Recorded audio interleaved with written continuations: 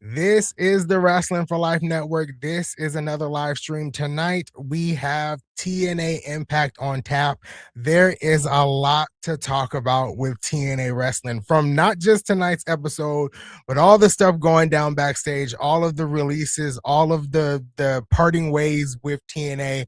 There's a lot going down. The Hardys are in action tonight. They'll be teaming up with Moose to take on the system. We're on the road to Slammiversary, but let's get into it.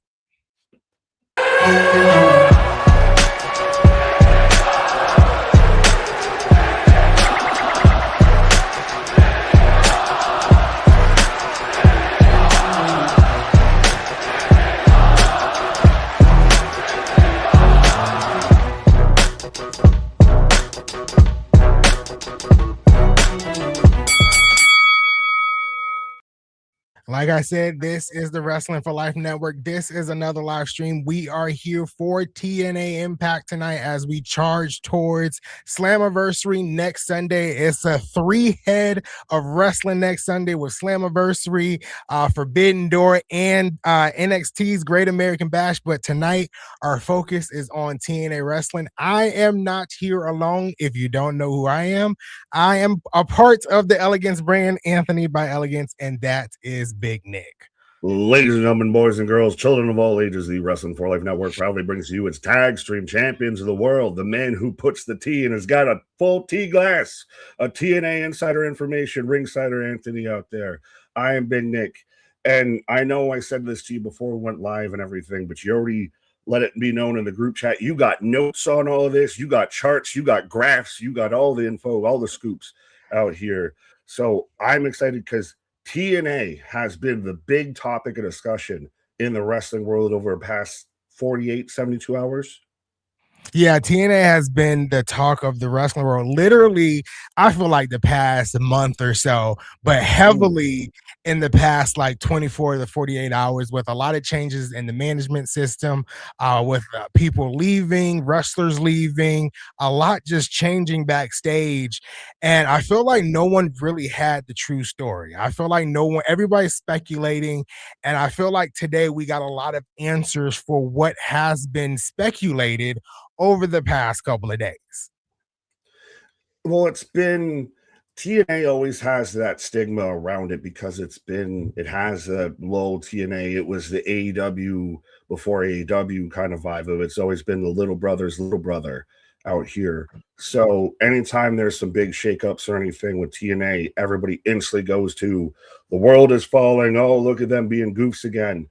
But I think it's TNA finally acting like a business, acting the same way that an AEW would, a WWE would. Like, let's be honest, not all of these mutual partings or I asked for my release were actually asked for a release. They were more, we'll let you say you asked for a release and we'll do it nice and we'll all be nice here, but we're going to say thanks, but no thanks. Exactly.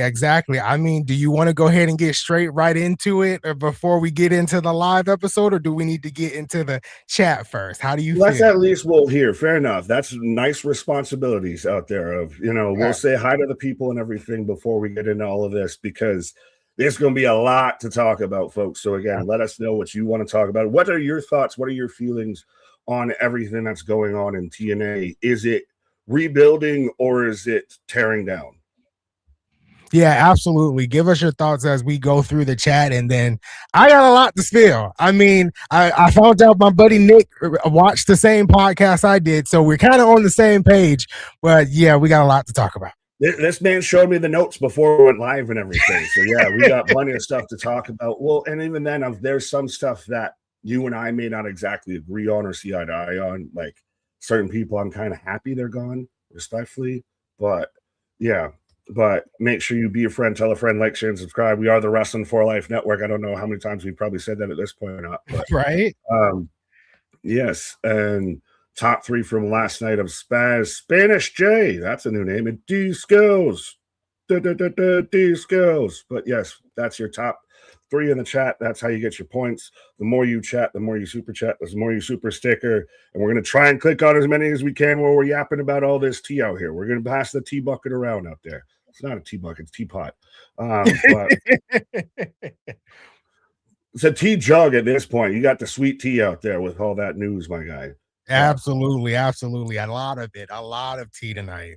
Do you want to start clicking on people and saying hi to everybody out there? Yeah, let me go up to the top here. Well, we got Zach, first one in, National Go Fishing Day. Big Nick and Anthony. Fishing is one of my favorite things to do. Not even gonna lie. That's put on that fishing hat, go out there and catch some fish. I love that. Fair enough.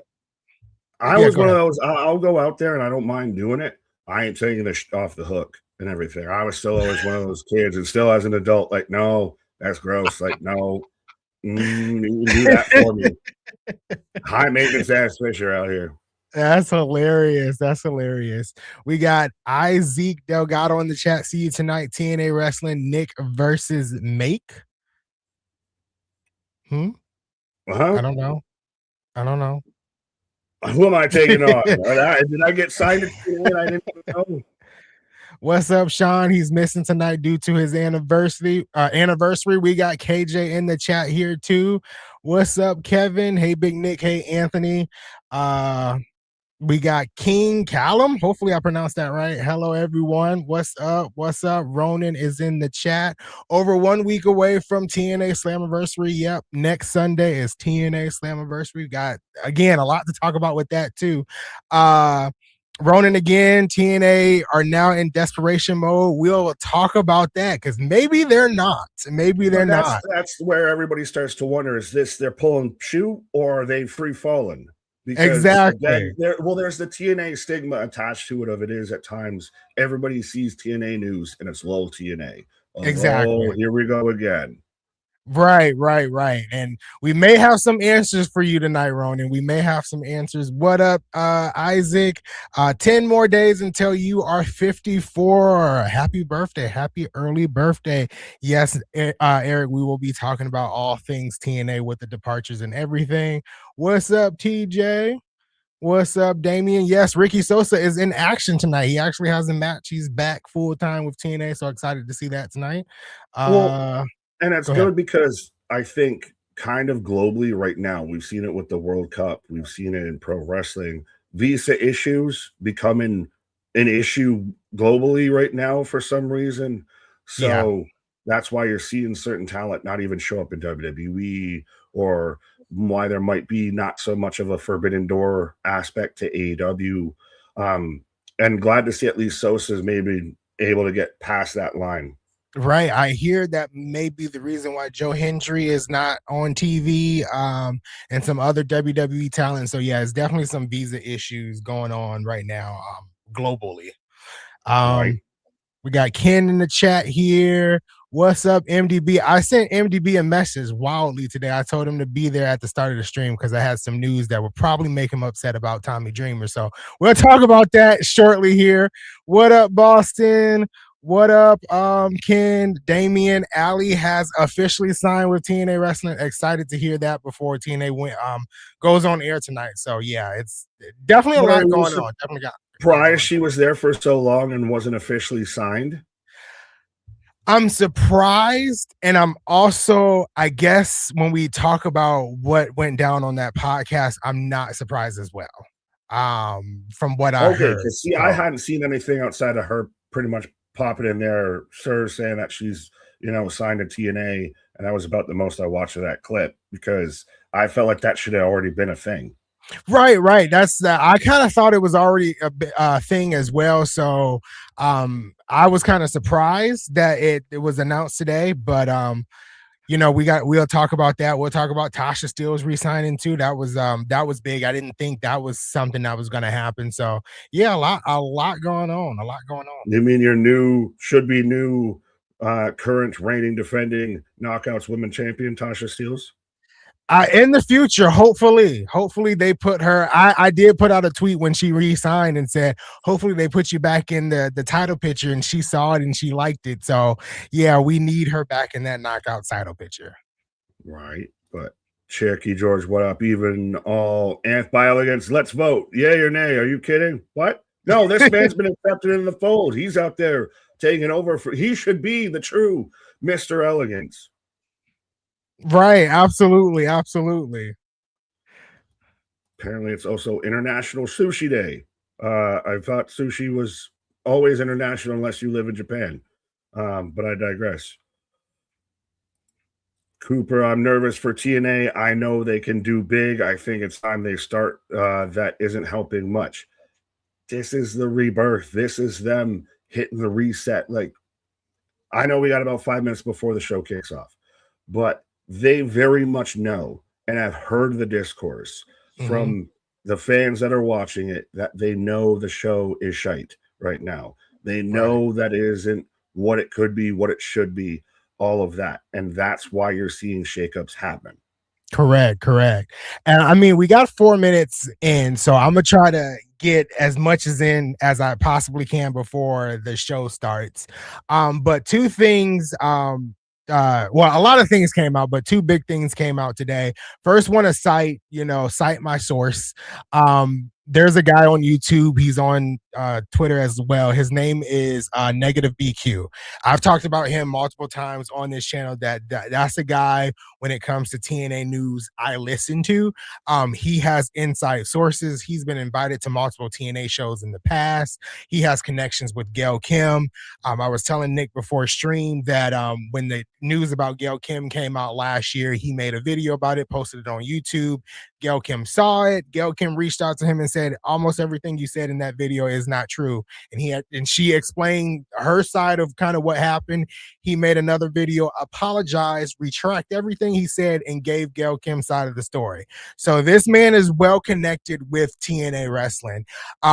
Last night or early this morning, I can't remember, he put out a tweet and said he had a 20-minute call with somebody in TNA that was high up in TNA, and they kind of gave him the scoop and the lowdown of what's going on. One of the big things that came out from his podcast that aired today is he said TNA is very profitable. TNA is actually in the state of making money. He also said that there's the rumors online about TNA being up for sale, specifically to WWE. That is not the case. Again, he is talking to someone that's basically a high official in TNA wrestling. And then the other big news that kind of really shocked me, MDB, I hope you have your ears glued here. But when it comes to Tessa Blanchard, AMC was very, very high on Tessa Blanchard. AMC wanted Tessa Blanchard to be pushed. They did not care about Tessa Blanchard's past. They did not care about the negative chance Tessa Blanchard received when they first showed up, when she first showed up back in TNA before the AMC era. The reason why Tessa Blanchard was not pushed, from this interview, from what Negative BQ said, was Tommy Dreamer was scared to push Tessa Blanchard. So that was one of the big things that was shocking to me, especially AMC being very high on her. When it comes to her release, now there in this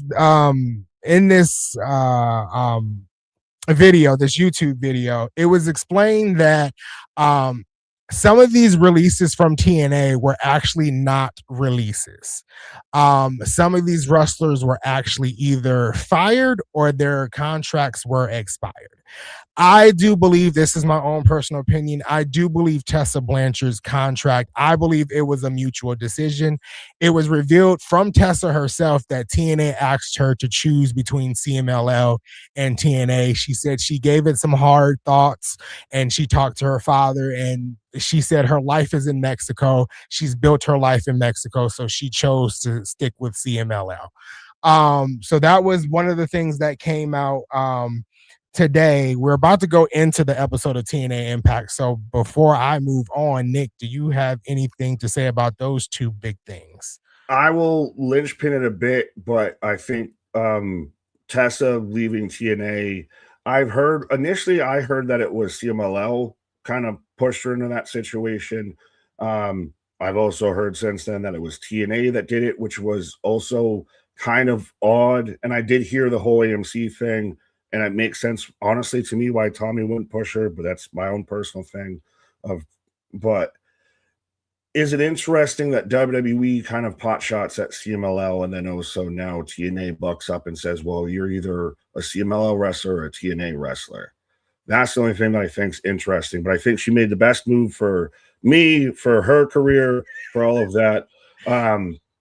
But I will, before we go live, I got the replay already of Santana, but AD and AZ, what up, folks? We are syncing up. If you want to sync up at home as well, Spaz out here with a $5 super chat. Hey, it's Nick from my book face. Tony, good to see you, man. Hope you're sick of the naysayers and doomsayers. Hashtag TNA won't ever die.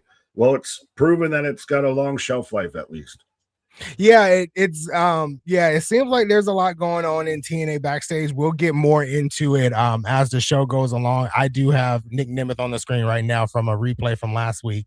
But Right. I think me and Nick both agree. We briefly talked before stream that we do believe TNA is going to be around for a long time. We think this is a restructuring. From what we've heard, we know it's a restructuring. Tommy Dreamer, I can get into it just a little bit more while they replay what happened last week. Tommy Dreamer did not mutually part ways with TNA. Tommy Dreamer was fired, just like Sami Callihan was fired. They are allowing the wrestlers to say that they asked for their release because they want the wrestlers to be held in a positive light, and they feel like TNA can take the brunt of the negativity, which they have been doing for so many years. But from what I'm understanding, when it comes to Tommy Dreamer, Delirious is not going to be the head of creative. They're going to actually have a creative team. They're going to bring in multiple people to recreate the creative in TNA. They've already started to, from my understanding, backtrack a lot of the things Tommy Dreamer was going to do ahead of Slammiversary, or after Slammiversary, I should say. So I do believe as we get to Slammiversary next Sunday, I personally feel like we're going to get a slew of new I was about to say WWE champions, TNA champions. I feel like it's going to be a fresh restart come Slammiversary. I wouldn't even put it past by saying almost every title is changing hands next Sunday. But TNA is starting, so I will take a pause there. You're good. As I'm going to read off. So you wanted MDB to listen, and he responded of saying, "So Tommy Dreamer is a fucking baby back bish. I knew I hated him." I knew you would be upset about that news. I definitely knew that. Tommy was scared to do it because of social justice warriors who are mad about something that has nothing to do with them. Yeah. Y'all said Tessa was racist. Now y'all done turned my long chin shorty Mexican. She was already living down there. She was already getting booked better and booked more down there. So like I said, she did the best for me and the best for she. So I'm fine with it. You can have that. That ain't even what I'm mad at. And even with the Tommy thing, we knew that man was fired. That wasn't a mutual parting ways. And it was sad to see Tommy so passionate and emotional. And Tommy is loved. And Tommy has so many contacts and everything. And that's probably part of, too, why they didn't want to just outright say we're letting him go and everything. And he was part of the talent relations, too, as part of creative. So now it's going to be very much a big shakeup, but we knew it needed to happen. We knew, they know, and we know that the show hasn't been good and needs to find a new creative direction. Mm-hmm. Yeah, and that was a big thing with that podcast. Negative BQ said so many times TNA knows the show is crap. And he said he expressed his feelings about TNA. He said ever since, and I said the same thing last stream and the last couple of streams. He said ever since Rebellion, it has fell flat.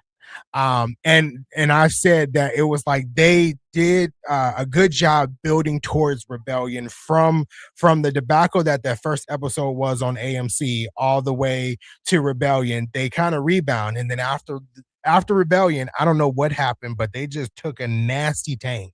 I mean, there's a couple of episodes of TNA on here I've given a 5 and a 6 because it just wasn't good at all.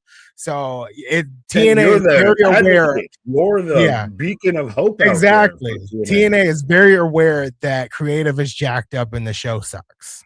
That's the thing, is it's one thing, respectfully, and I'll even say this, if it's I'm out here giving it a 5 or 6 or whatever, I'm not the ride or die TNA fan that you are. So if you're out here, and I think it was last week's episode, was like your worst episode in quite some time. Yeah. watching it. And don't worry, there's a match I think we're going to get tonight that I'm expecting is might try and out top that. But when What you're out match? I there don't pretty know. much explaining how it ain't good, that's a problem. What?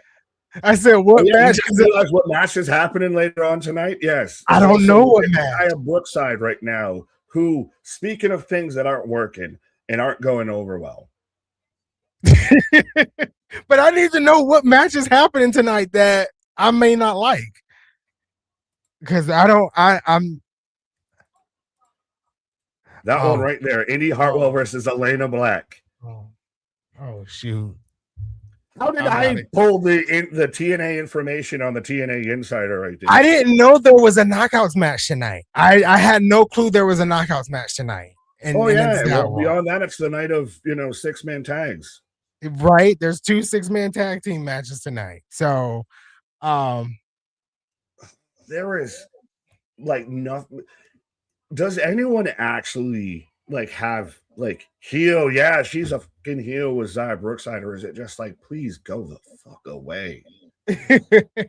I'm doing my best to give it a chance. Right now it's not working, but this could be something. This could be something where it comes to the material that she was been working with. Maybe this is something. Sometimes it's the talent though too. And sometimes it could be. I'm just interested to kind of saying you can have a nice day. I'm interested to see kind of what happens after Slammiversary, because this will be the first set of TNA tapings without Tommy Dreamer and things of that sort. We definitely got to talk about Sami Callihan too, because there was some information, not really bad information, that came out about Sami Callihan, but we got to talk about that. I think the Callihan stuff's very interesting, because I know we've even talked about it. I think I said it the week before all of this went down, of that I wanted Sami Callihan to take over creative, and we coulda, shoulda, woulda almost gotten what we got, but we didn't get what we got. But right now what we got is Yeling Lee confronting Zaya Brookside. I got Monkey, what up? What? Monkey says, sorry, I should have said the whole name out there. MDB. No. Zaya Brookside. She's not Zaya Backside. Can't call her that. Why does Indy always feel so mid? Yeah, but at least though it's kind of known that. Go ahead. Oh, I was just gonna say, I do think Laying Lee is carrying this feud. I would at least even her mic work has been surprisingly with her language barrier has been very good. But she is head and shoulders the best knockout right now.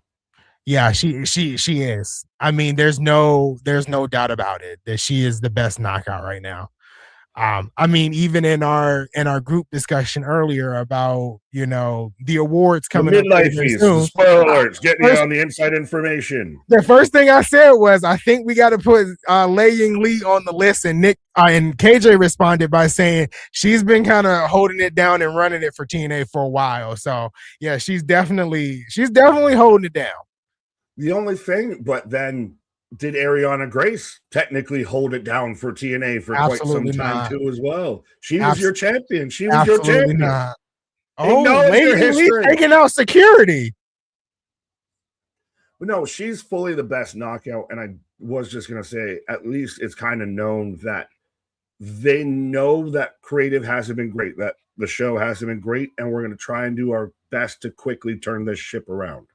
Yeah, they're gonna I think it's gonna turn around quickly. I do think we may have, after Slammiversary, a couple of more weeks of some adjustments when it comes to Laying Lee going up to the top. Did she just basically it was like a blockbuster soul snatcher, and she just took out security? Yeah, like I said, I believe Laying Lee has been really carrying this this feud between the two, and I kind of want her to retain the title. Oh yeah, if Zaya Brookside is your knockouts champion, sorry, I'm going to be less invested in the fucking company. Be less enjoyable of a product. I know I said earlier that I do believe the majority of the titles are going to change hands at Slammiversary. I don't want the knockouts title to be one of them. I think Laying Lee needs to hold on to that a little bit longer. but Anonymous bringing up something you dropped in the group chat, and maybe we can find a time to talk about it. But thoughts on OVW potential developmental for TNA. Want here a TNA State of Union in these troubled TNA times. Excuse me. Yeah, so news broke today that they're on the verge of partnering with OVW, where OVW will become the developmental type thing for TNA. And this goes back to what I was going to get to with that podcast earlier. There is going to be a shakeup in the roster. And we've been seeing that. We've been seeing the shakeup in the roster. I think OVW is going to be a part of that, a shakeup in the roster, new faces. This is going to lead to new storylines and fresh faces on the roster and on screen. Oh, for sure. They're very much no. Let's not forget, this is the same company that made the Rascals, that made Josh Alexander, that made Ace Austin. That even right now with Mike Santana and Leon Slater allegedly being talent that are about to leave, they got built up and propped up and made up in TNA. So TNA can make stars, but it is going to be a bit of a turnover of newer talent, of talent that we may not know now, but in a year or two's time are going to be hopefully top draws. Yeah, I mean, like you said, this is the same company that's made Jordan Grace. I mean, they know how to build stars. They know how to take advantage of new people, and I think what the problem was in TNA over the past couple of months.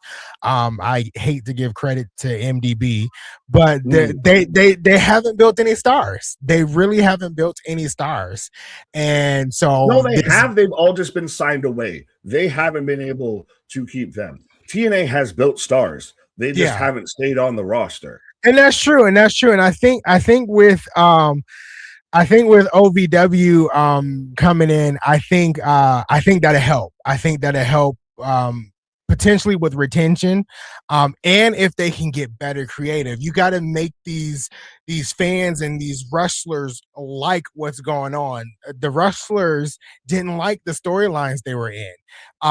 The wrestlers actually like the change that Tommy Dreamer is no longer with TNA. So I think this is going to be a really good shakeup for TNA.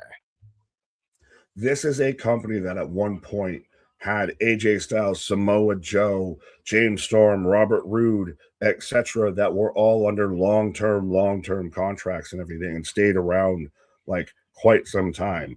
It shows where it can be, and I think they're hitting the reset button of, hey, we've got the most potential right now. We've got a TV deal. We've got the most at hand in front of us right now. We need to strike when the iron's hot. Yeah, I know this is what got us here, but it was a telltale sign from the first show that it wasn't maybe the best foot to get off on, that now you've needed to course correct. That's part of what allegedly with Macklin leaving, of that the creative hadn't changed at all since even before the AMC debut. Yeah, absolutely. And I mean, while we're on commercial, I can get into Sami Callihan because I kind of want him to have his own little, moment here on stream. Fair enough. Real quick, I do just want to read off some names though. Yeah, sure. No, you're good. But Roland, I see you. Marvelous Queen, I see you. Yeah, MDB, give me that credit, Anthony. Yeah, you Boston, I see you. Ken, what up? But Cooper, Cherokee George, Ronan. But the Sami Callihan thing, I am very intrigued by. I am very of kind of one mind with it. But yeah, let's talk. Yeah, so when it comes to Sami Callihan, first of all, Sami Callihan, a very creative mind. He tweeted out that he thought he was getting the call to join the creative team, and they decided to let Sami Callihan go. He got fired, and that's when everybody basically said Tommy Dreamer got fired too, but he used the term they mutually parted ways. When it comes to Sami Callihan, from the podcast I listened to earlier today, Sami Callihan was a producer in TNA. Right. He was one of 4 producers. Those 4 producers are Ace Steel, Cody Deaner, Lance Storm, and Sami Callihan himself. This goes to where TNA put out that statement that they're trying to streamline and simplify a lot of things. They felt like 4 producers were too much. And so Sami Callihan was the one they chose to let go. And they kept the other 3. There were no ill will feelings towards Sami Callihan. It was nothing that Sami Callihan did. It was to simplify and reduce the number of producers. Sami Callihan, I feel like this may be a blessing in disguise for Sami Callihan. I'm about to give Sami Callihan a little bit of praise here. His pro wrestling Revolver shows are top tier. They are 100%. We literally they exactly. There's so much. We covered them for a while for live all the time. Right now, there's literally they go so much. They've expanded so much. They go so much, and they come on odd days and odd times and stuff. But like they did Wrestling Revolver last Friday, I think it was. Steve Macklin was on the card. A lot of the TNA guys were on the card. Excellent show. And I think this could lead Sami Callihan to really, really focus just on Wrestling Revolver to expand it a lot more, because he has a very, very good creative mind. So Sami Callihan could land anywhere if he wanted to stay with a big company, but I feel like this is going to be his time to really hone in his craft in his own wrestling promotion, Wrestling Revolver. But that's why, though, I wish he was at least involved in the creative team for TNA. Yeah. I know that it's kind of known that they kind of like having a 2-man, and it was only a 2-man creative team for doing this show. Like pretty much Tommy and Delirious got overwhelmed allegedly, and kind of couldn't get themselves out of a wet paper bag. And they needed to get a bigger team or more of a well-rounded creative team. Sami Callihan should have been on that creative team. I believe fully. I think he's a fantastic creative mind for pro wrestling right now. Pro Wrestling Revolver is a great example of that. I do think it might be interesting, speaking of Revolver, that he had Macklin shortly after he just left, his first appearance after he left TNA, and Macklin turns around and says, "I told that cuck I quit," right into the hard cam as he's walking up the entranceway. Did that potentially sour any relationships with Sami within TNA? All of that. Was that potentially a precursor for what happened? That definitely could be. I've seen that kind of thrown around. That definitely could be a precursor of him, being let go from TNA. I wouldn't put it past them of that being, like the icing on the cake per se. But it's very kind of Jimmy Jacobs taking a picture with the Bucks outside of WWE while he was WWE writer and everything. It feels kind of like that, almost a little of, hey, I'm gonna be out. Like, let me just get out of here. I don't know. As we're getting that fatal, that 6-man tag right now. Yeah. There's too many 6-man tags. There's so many tonight. Yes, but I think that Sami could very much end up in AEW. Like, even we talked about with Tommy earlier. Do any of these guys that have been released from TNA Creative, which I wish Sami could have wrestled more, but the injury and all of that. But do any of these guys end up in other companies? Does Tommy end up in a WWE or an AEW? Does Sami end up in an AEW? Or does, like you said, focus just on Wrestling Revolver, and that overtakes maybe a TNA and NWA, what have you? I definitely see Sami focusing more on Wrestling Revolver. As soon as that he put out the tweet about his firing, he tweeted out again, check out my Wrestling Revolver show. Like, he was promoting that very, very heavily. So that's where I feel like he kind of sticks and stays and tries to grow Pro Wrestling Revolver a lot more. When it comes to Tommy just got fired from your job, folks, check out my Etsy. Make sure you right. When it comes to Tommy Dreamer, though, comparable, but it's the same thing of, like, if you just got let go from your job the first thing you should do is promote your own homemade business that's going to go directly right, into your pockets. right, right. No, absolutely, absolutely. They're going to be But talking about you. So now that's going to be the next thing that pulls up. When they see the tweet about you getting fired, the next tweet that pulls up is, hey, check out my show. right, right. Go ahead and promote everything that you're doing, and that's why I feel like Wrestling Revolver is where he's going to kind of stick to and try to grow. But Tommy Dreamer, I feel like this is just me personally. I feel like Tommy Dreamer needs to spend some time away from not Stay the on that wrestling world, busted open, my guy. not the wrestling world per se. He can stick with Busted Open, but I think he's going to take some time away. How emotional he was about being, let go from TNA. I think it's going to take him a bit of time to recover. That's what I think. Well, I think he's just uber passionate about pro wrestling as it is. Like Tommy Dreamer's damn near a step away from it's still real to me, damn it, of that kind of guy. Of like, and I get pro wrestling, we all get super passionate about it. Tommy bleeds that shit. Like, that's the thing is why the Tommy Dreamer parting ways kind of set more ripple effects is because of how much Tommy Dreamer's loved within pro wrestling and how much Tommy Dreamer loves pro wrestling back. He is a well-connected guy, and TNA needs to find another well-connected personality that, has better access to this or that, or has connections to this or that. I mean, yes. I guess yes and no there. I was kind of I'm not trying to be rude. I wasn't half listening to you, but Boston's fair enough. You can have that. That ain't what Boston's comment making me laugh while you were talking, and I kind of spaced out for a second. But yes and no when it comes to Tommy Dreamer. I know he's very passionate. But I also think that Tommy Dreamer was handed the ball in TNA to really try to push this AMC era, and it just didn't work out for him.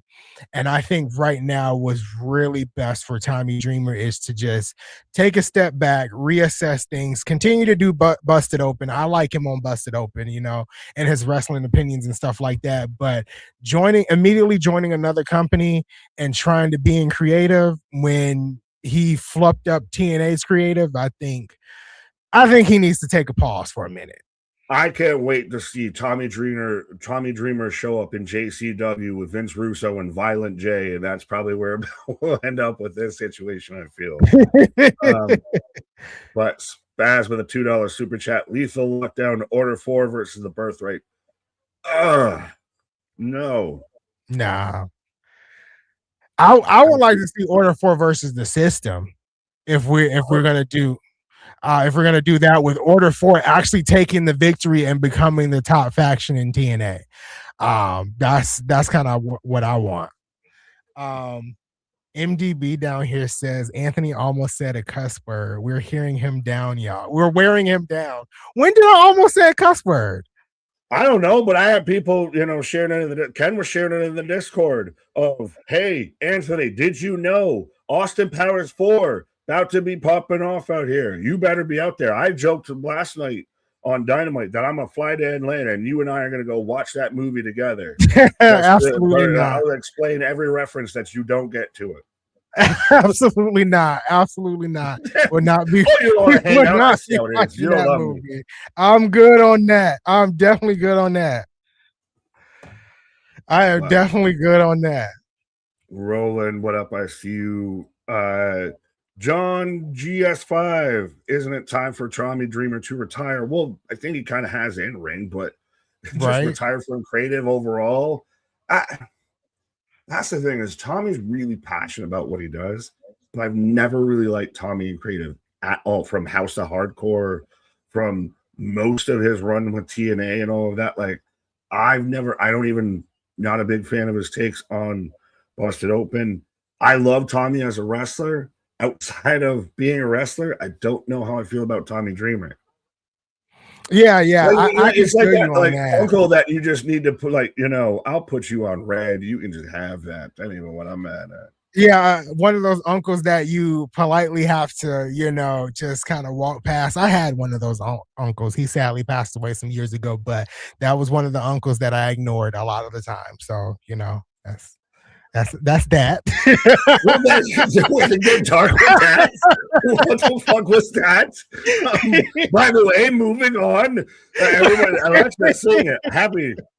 But Curmudgeon Corner. Hey there, everyone. Hell yeah, TNA stream. Absolutely. Notice how so many people who was out there day one for TNA on AMC, and how many people are still left out here. Like they notice. They notice. Right, right.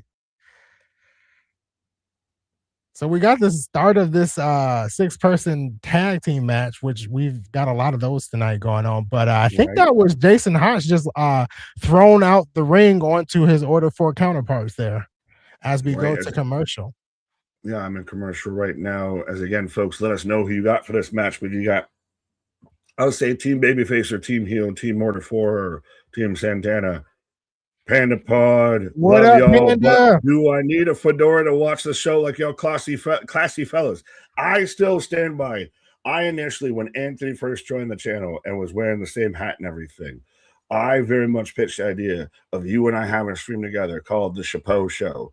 Joe going to play on the Chappelle Show and everything. And I feel like now the Thursdays on TNA has pretty much become right. That. So I'm and it's definitely. Show.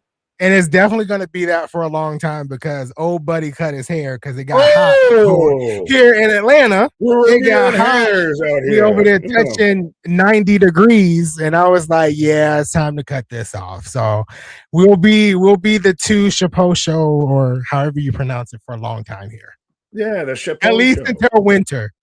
My hair should grow back by winter. Everybody forgets when you out here with the Kevin Knight, braids and everything like that.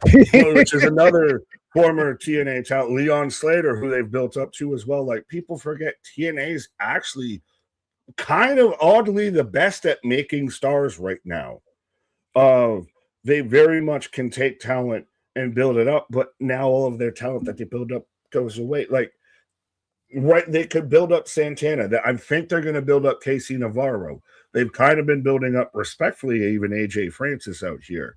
But every time you try and find a dance partner for them to really go with and grow with, then they either part ways or they get let go, or there's the restructuring the corporate synergy or whatever they were trying to do that they put in that announcement for Anthem. Yeah, they use some big words that basically. Well, that's what everybody got. Kind of ding, ding, ding. They're trying to sell. They're trying to slim down on everybody that's out here. They're trying to synergy. And how can we streamline this? So that's where everybody's ding, ding, streamline. That was the word. Yeah, and I think a lot of that stuff was debunked today in that interview, especially with TNA being sold, which I've always stuck by that I'm not gonna say never TNA is gonna sell, but I feel like right now that's just not gonna happen. Not if they're going to sit there and try and partner with OVW. Like, so we're going to sell, but we're going to bring a partner along with us here. You latch on before we get bought out. What? Right. And I'm kind of excited with the partnership with OVW. I don't know if she's actually still there, but I think her name was Hollywood Haley J. Yes, she mostly wrestles for JCW right now, respectfully. Okay, a bit on that with the Vince Russos and the Violent J's and the Juggalos and the Big Vito's. Shout out to homie. But she also does Power Slap as well. Hollywood Haley J is actually really talented. Like OVW's actually kind of gotten a little bit of attention right now, a little bit of an underswell of following. Like John Cena just showed up celebrating or did a video package celebrating their kind of anniversary of how many shows they've done and everything. Yeah. They're definitely on the rise, and Holly was in what is that promotion? Wild Women of Wrestling with her mom. They wrestled as a tag team. So I was hoping she was still there because that would be an excellent addition to the Knockouts division, I feel like. But I'm interested to see where the partnership, goes with OVW and how it kind of translate to TNA television. Yeah, I don't know too many promotions or too many companies that like here, let's get a subsidiary and then we'll sell off everything. That doesn't Right. make a whole lot of sense. Like, let me buy some extra property before I sell. No. Uh, and it's going to be interesting because TNA's never had something like that of a feeder system. They've been more the feeder system for other promotions, as we've seen. So this Yeah, will be different. that's true.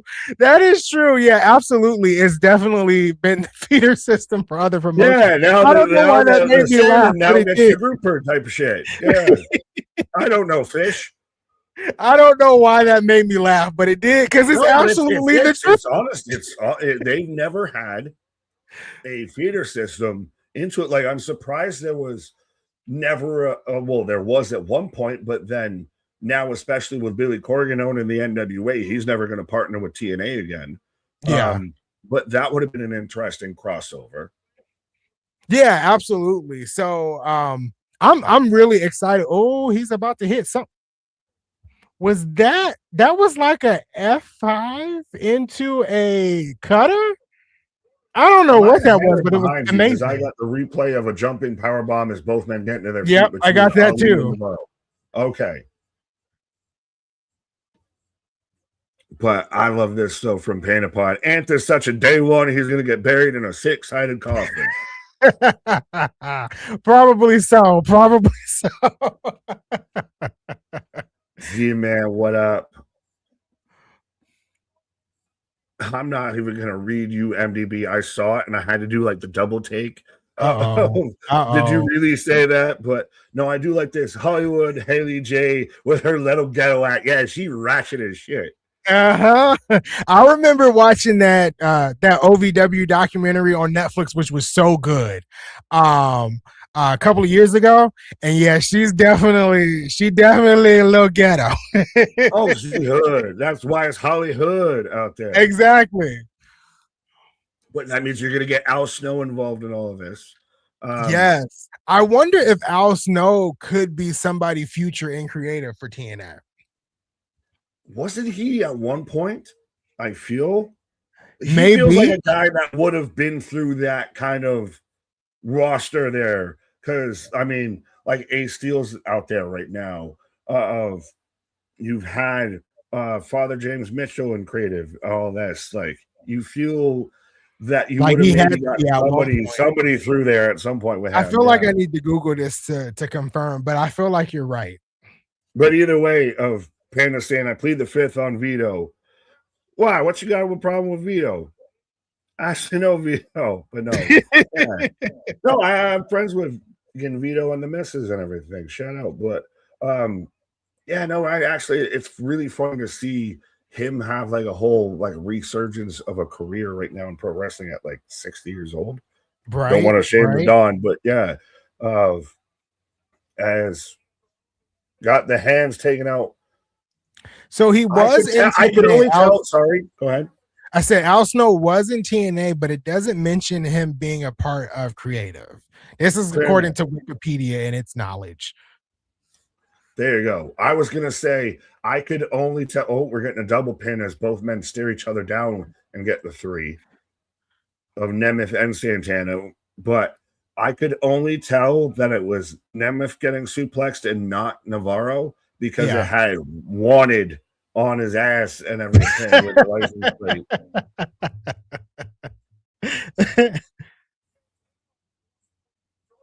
But I do think that Casey Navarro is going to be a guy that they start to formulate and get behind. Like he's going to be a guy that in a year's time we're talking about is the stud, is the ace of TNA. Oh yeah, I think Casey is going to be one that they kind of prop up soon, especially in the fucking Ryan. Not Ryan Nemeth. Oh, but Santana takes out KC. Ooh, he takes him out good too. Shoot. Oh, super kick. Are you there or am I ahead of you? I'm going to I'm gonna skip ahead. I think you're ahead of me. Hold on. Fair enough. I had a Don't little. be catching me out too there with some Microsoft Edge again. You know what? No, No, I'm on don't tell Google me. Chrome. We've I'm been on over Google this, Chrome. Anthony. I We've had to been over check. this, Anthony. Google Chrome, hashtag not sponsored, is the browser you need to be on. If you've been on Microsoft Edge this whole time, then this No, I'm explains on why you've Google been a bit Chrome. behind. I'm on Chrome. I got Santana on the ground with Nick Overham. I got Nemeth walking around looking Yeah. at the belt. Ryan there being a fucking Gronkowski brother. I still forgot. Like the cup is the cup screams Tommy Dreamer bullshit a little bit. I mean, he's been in creative 10 years, so I wouldn't be surprised if he made the Call Your Shot Gauntlet match. I wouldn't be surprised. Right, but curmudgeon very much agreeing what we already knew. Anthony is definitely the TNA guru. Damn, trust me, it's always real fun. I love the clip when I get it wrong on a TNA question. No, I will never let you live that that is Mickey not James thing correct. down. that was some horrible times there. That was a layup. I was like, Nick, you got this. This is your question. You can beat KJ with this. It's just the LeBron meme of I'm J.R. Smith running the other way up the fucking court, and you're just looking like this. What the fuck is he doing out here? It's terrible. Just terrible. By the way, if anybody hasn't gone and seen that clip, go and check out all the clips. Go check out all the extra videos. Go and check out too. We also just did drop Wrestling with Mental Health Part 2 Electric Boogaloo out there. Very much. It is still Pride Month and it's Men's Mental Health Month. So everybody be a friend and tell everybody. Check in with anybody that you care about out there because everybody needs somebody. But make sure you check that out. Make sure you be friend, tell a friend, like, share, and subscribe. I'm in commercial and I'm long-winded. Yes, I'm in commercial, but I am having some YouTube issues. I don't know this computer. I don't think is really for doing things like this, doing simple tasks as watching videos. So I don't know. Things, just doing the bare necessities. Just doing the bare minimum. This is, as in the words of my grandmother, this is my cheapy weepy computer. My gaming computer is behind me. That's on the opposite side. So why aren't you using that? Because that's where I game at. You can have that. Tell her what I game at. You need to pause and fix your stuff, sir. I think I'm okay now. I think I'm okay. If not, worst come to worst, I'll hook up my Fire Stick and I'll be okay. But I think I'm okay now. I restarted the browser and everything. There you go. But Eric out there putting over Leo Rush just became new Ring of Honor TV champ. I done heard the spoilers of Schmiegel is out there now, your Ring of Honor champion. We do have Ring of Honor Global Wars going on as well, which is why they did the show on Tuesday.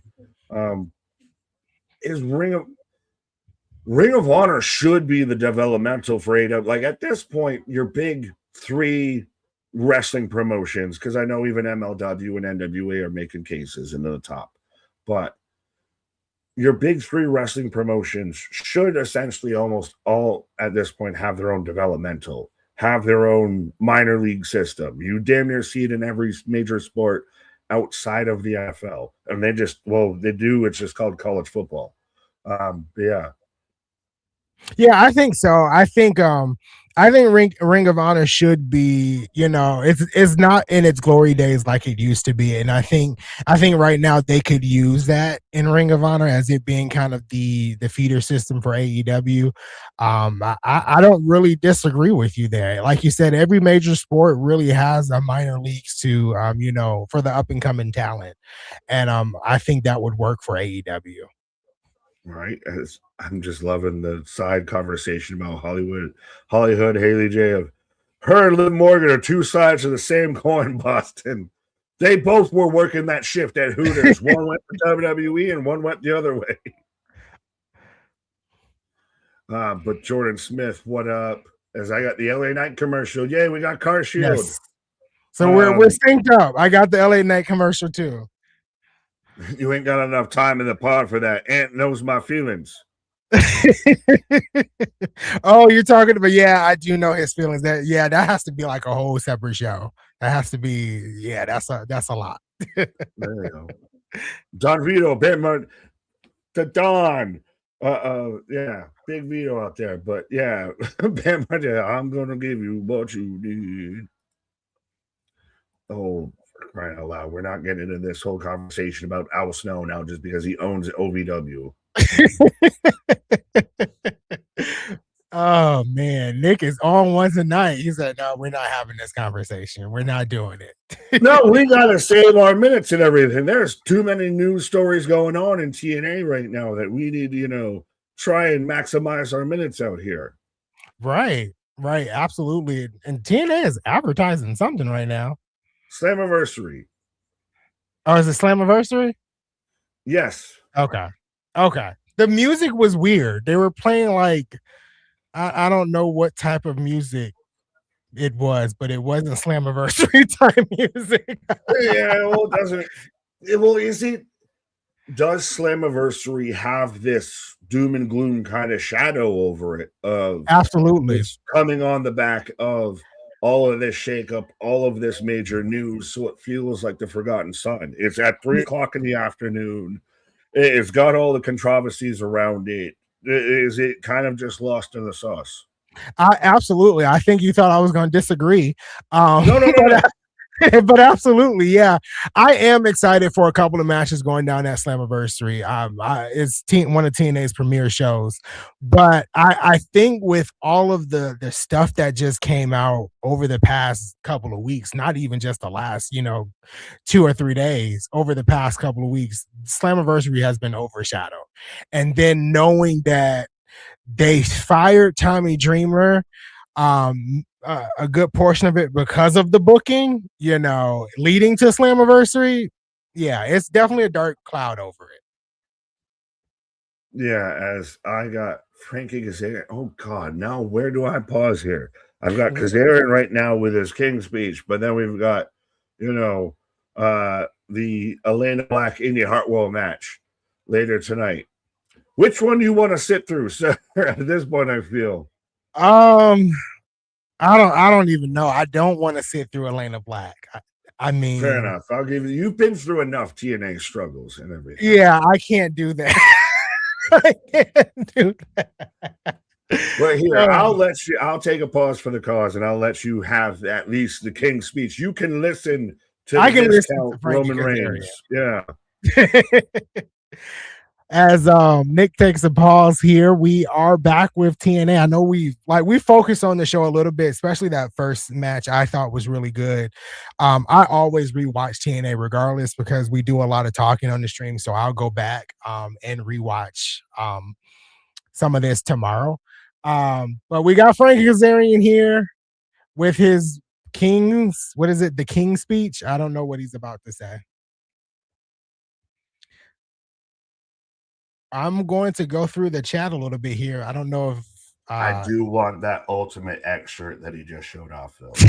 That is a nice shirt, and this might be him saying that he's going to be an Ultimate X. Speaking of Ultimate X, we do have Amazing Red returning, which we all assume will be in the Ultimate X match as well. I don't know if he's actually signed with the company, but that's something that we could look forward to for Slammiversary. I'm excited to see Amazing Red return.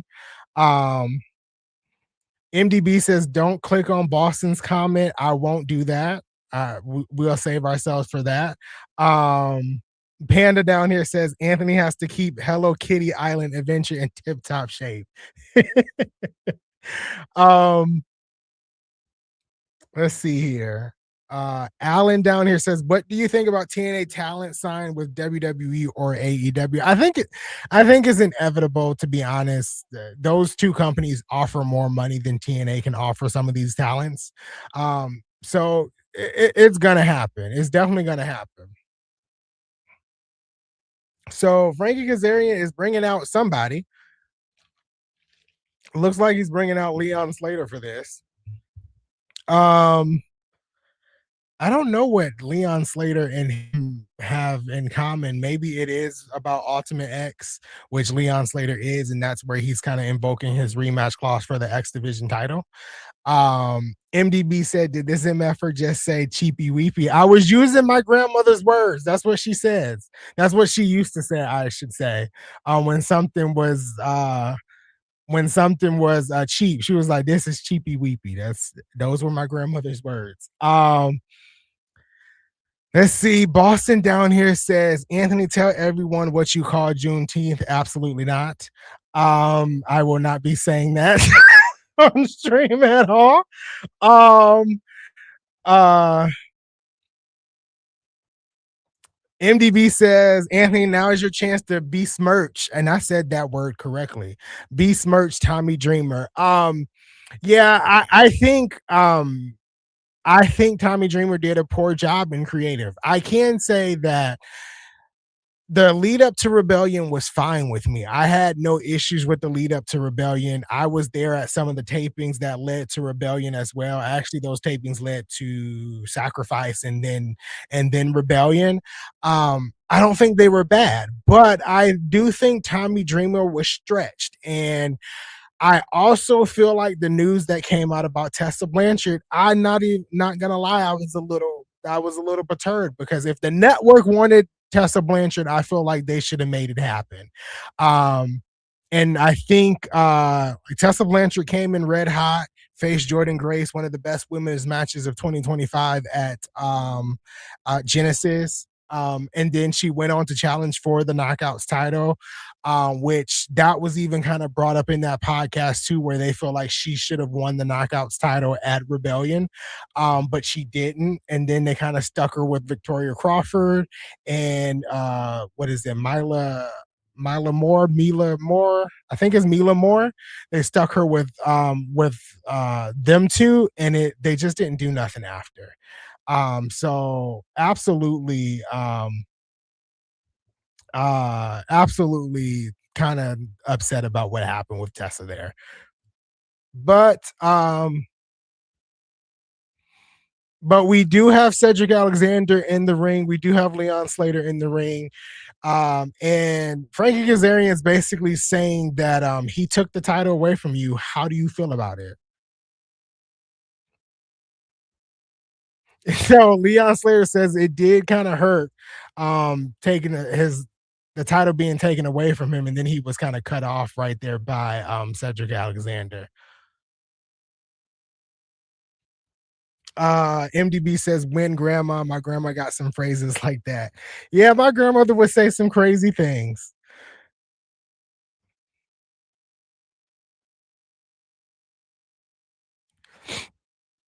So he's saying, Leon Slater saying, you don't know the pain of your family watching and then you losing the title. He said, you don't know the pain of putting the country on your back and losing it all, basically. And Ronan, you're right. Cedric Alexander is definitely loving this right now. Boston down here says, everyone in the chat, please pray for Anthony that his power stays on. Yeah, we got some severe weather going down here in Atlanta. It's actually supposed to be starting kind of soon. I do kind of hear the rain coming down, but they're talking possible tornadoes and all this other stuff. There's a lot of things going down here in Atlanta. So Cedric Alexander is basically saying everyone told you were special and talented. And he said, but what happened when you were at the mountaintop? He said you choked and I became X Division champion. I like this version of Cedric Alexander, to be honest.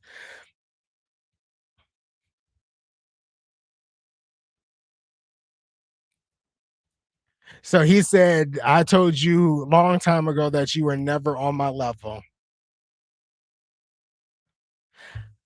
I want them to have another singles match, to be honest.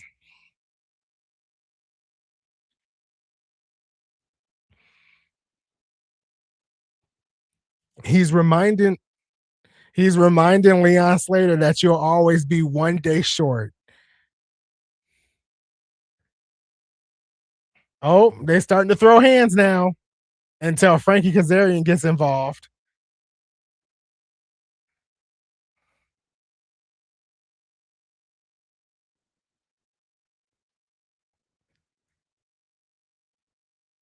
I Oh, Cedric Alexander said, "I'm champ, you're not. Get over it." I actually like this segment. This is interesting segment here. I thought this was going to turn out bad because Frankie Kazarian was in the middle of the ring, but I was wrong. Um, Tony, here's a sacred deer choice for you. Did I say that right? I don't know. I can't pronounce words. Leon Slater comes to WWE teams with no, please. You lost me at teams with, and the person that he would be teaming with. Absolutely not. But I like the second one. Santana comes over to challenge Penta. Yes, absolutely. I would like to see a Santana Penta match. So, like I suspected, Frankie Kazarian will be in the Ultimate X match, which I don't know how I feel about that. So this is his first Ultimate X match in 15 years. So we need 3 more competitors. I think one of them is Amazing Red. So we'll need 2 after that. So I'm wondering who the other 2 will be. Damien says, Anthony, are you going to watch House of Glory? Amazing Red goes one-on-one with Ricky Sosa and Nick Nemeth versus Charles Manson. You got to let me know when that's airing because I didn't know that was airing. But Amazing Red versus Ricky Sosa sounds good. I saw Amazing Red versus, oh man, I can't think of his name. Man, he's in TNA, but they were at the Deanna Perrazzo and Steve Macklin show that they did for veterans. And they were the opener in that match. It was Amazing Red versus, oh man, I can't think of his name. Excellent match though. Excellent match. So I'm excited to see Amazing Red back in back in action soon. MDB says we need Javon Leon tag team for the culture. I'm good on that. I'm definitely good on that. I don't want to see that. Taco, I think Taco down here says, I think the changes are good for TNA. Streamline the chain of command, get some fresh ideas. But please know Road Dogg, he was awful in OG TNA. I don't know much about Road Dogg. Do you have anything? Oh, I love Road Dogg. Well, hi, welcome back. We got need that Leon. Yeah. But no, I'm a huge Road Dogg fan. He was actually one of my boys as a fan watching wrestling growing up, of a guy that isn't going to be a world champ, but is a guy that you still get behind every time he's on your TV screen. That's why I start literally every stream ripping the man off of, ladies and gentlemen, boys and girls, children of all ages, the Generation X proudly brings to you its tag teams champions of the world. I almost slipped into my own doing that because I do it so much. No, well, him and the New Age Outlaws was great. Him, Hardcore IC was interesting. And then him and Billy went to TNA, and they were VKM, the Voodoo Kin Mafia, very much shooting at Vince with VKM. And then they started calling Paul Levesque, Sean Hickenbottom, we'll meet you at the Alamo, and everything. So Road Dogg's TNA run wasn't great. It was very much more shooty McShooty towards, WWE. But I do think that he's got an actual mind. We can't blame what SmackDown was, because trust me, now seeing what SmackDown is, you can't blame what SmackDown was on Road Dogg anymore. And I think it would be a nice little touch. Speaking of creative, and I had this epiphany while I was on my pause there. Amazing Red coming back to TNA, which, by the way, you called from one Carlos tweet way before they teased a tire or anything like that. So This man be knowing all the things. But he was part of the creative for House of Glory. So could Amazing Red be a guy that you slide into that creative team that's got that independent, nose to the grindstone, nose to the fucking streets aspect of it. Yeah, Amazing Red could be someone that you can kind of land on the creative team. I do wish I kind of agree with you that they retain Sammy Callahan, but Amazing Red is definitely a good choice for creative. Mm. I don't know much about like, and I think you just explained it, like Road Dog's creative mind or anything like that. It's a mixed bag of emotions there. Like I've seen some people say, "Yeah, bring him in." I've Well, seen others say, there's the famous Unreal clip where he was advocating for Chelsea Green and then kind of got shot down and "Yes, dismembered and disarmed and yes, everything. But he very much what has been on WWE's creative team for quite some time. Like that's the thing. That everybody takes that one clip and acts like that was like his first day on the job. Like, no, he'd been there for years and yeah." everything. So he's been involved in that of he's a guy. And I do think that they're gonna make a creative team versus one per like Two this people. is the overarching concept is this is the first time that TNA's really acted like a business and everyone's surprised and thrown off guard because they're acting like a business. Yeah, absolutely. This is this is where TNA kind of has put their foot down.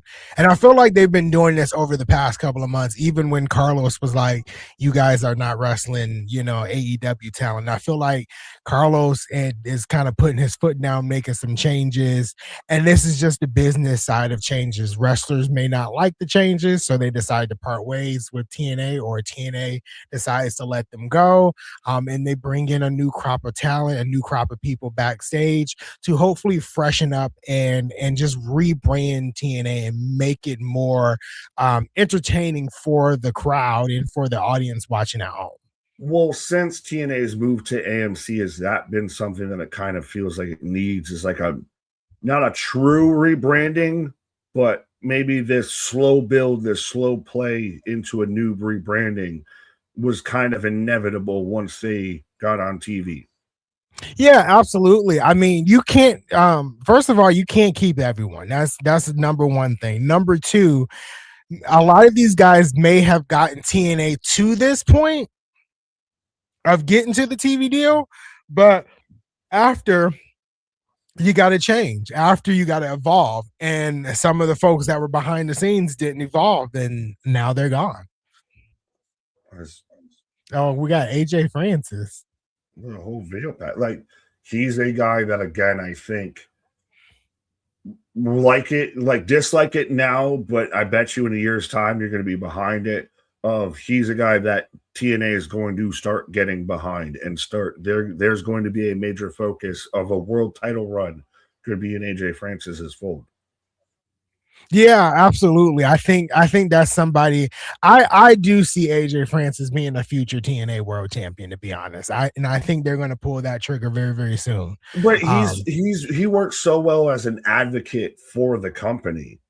So that's what's really he's made himself to an extent indisposable to the company because he's so much of an advocate for their brand that yeah, if you lose him, then you feel like the tide has turned.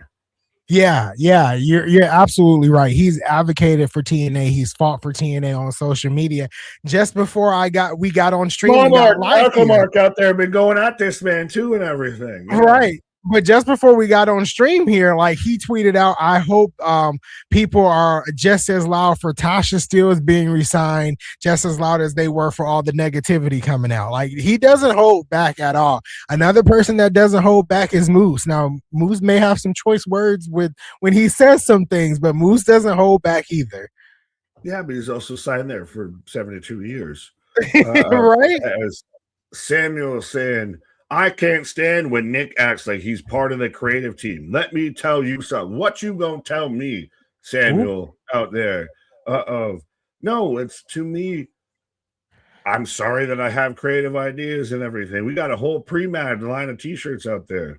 If you want, for the people that get mad when their, fantasy booking doesn't pay off. Trust me, I've been an advocate of court. I'm not just a sponsor. I'm a member.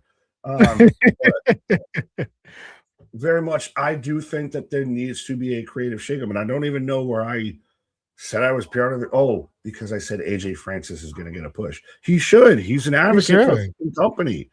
He's the flag waver. He's an MJF a bit of. He's the one that would be out there on all the podcasts and all the interviews talking about how great TNA is.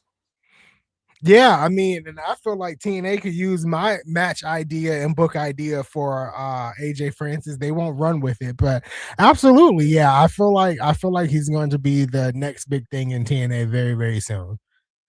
See, this is why I love our community, because I say all that and then Samuel's back, which is like, I love it. Spaz with a $5 super chat. I truly love seeing AJ Francis thrive like he has since the rest of Hit Row fell off completely. Swerve's doing good. Ashante be out there doing nothing, and B-Fab's baddie. But no, I'm very surprised of how much I've even gone at AJ Francis. So if he was flop dollar for the longest time, but now he's established Sosa, bang, bang. Excuse me. It's surprising. I'm glad that he's still kind of as over as he was before. Yeah. Yeah. Yeah, even with him being gone for a while, it's been 2 months since he's been gone. I mean, he's still coming out to a massive pop. He's over, so I hope they really do him just. That's another one that I can see them pushing hard with Tommy Dreamer being gone is Ricky Sosa. But is he a guy that you've gotten long term, or did you get him quick on the hiccup of, hey, you're over right now, let's get you as fast as we can? I think I want to quote Ricky Sosa correctly, but I believe he said early last week that he wanted to have a AJ Styles type career in TNA. I believe he used AJ Styles. So okay. I did anybody out there just did a 47 double take on who Ricky Sosa is facing, because he very much looks like an extremely cancelable wrestler. But yeah, so it's like Dak Draper is who he's facing in a clearly squash match. But hey, we talked about this like last night with Dynamite. You had Kenny Omega wrestle, but you didn't advertise he was going to wrestle. At least we got advertised Sosa's going to be here. Right. I have no clue what cancelable wrestler you're talking about, but I thought he looked like the guy from what is that TV show? That's a video Miami Vice or Magnum PI. It's a video game that turned into a TV show. It's on HBO Max, and he's the star. The Last of Us, the main character from The Last of Us. That's who I thought was in the ring. Yeah, no, he very much looks like right. But I'll show you afterwards of if you like pina colada. Yeah, no, but bold strategy by TNA and bold strategy by that guy. But yeah, Sosa with a moonsault for 2. Ooh, nice moonsault. That should have probably been it. Nick is part of Eric Young is at ringside. I'm sorry, I didn't mean to interrupt. I was trying to hear that other voice, and it was Eric Young. Because he talks like this the whole time. Right? I'm going to beat up Ricky Sosa, and I know the claims is going to happen. I'm going to clean everything in TNA. But Nick is part of the creative team because him and his friend Tommy Dreamer wouldn't push Tessa. Well, I probably got the same kind of body build, respectfully, as Tommy. I won't say I'm too far off on that, but I'll give you that.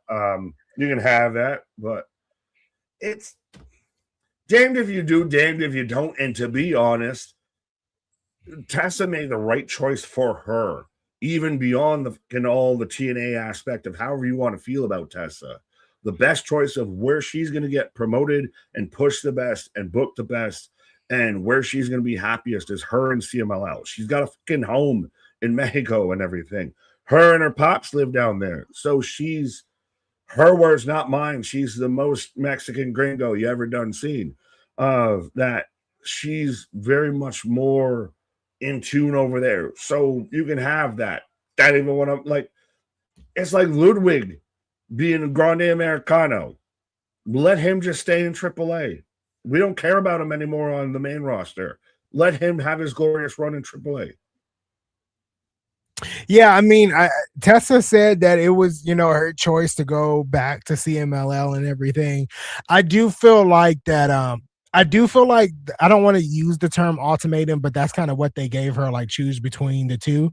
I feel like if she would have chosen to stick with TNA, I feel like they would have pushed her. I think that was the reason why they gave her that ultimatum a little bit too, because that's what AMC wanted. They're getting rid of Tommy Dreamer, so this is our chance to actually try to push Tessa Blanchard, and I think that's why they gave her the ultimatum that they did, and she Fair wanted enough. to I choosing hadn't what's best for her actually really family. heard that kind of thought process with it. So Yeah. no, that's actually pretty solid.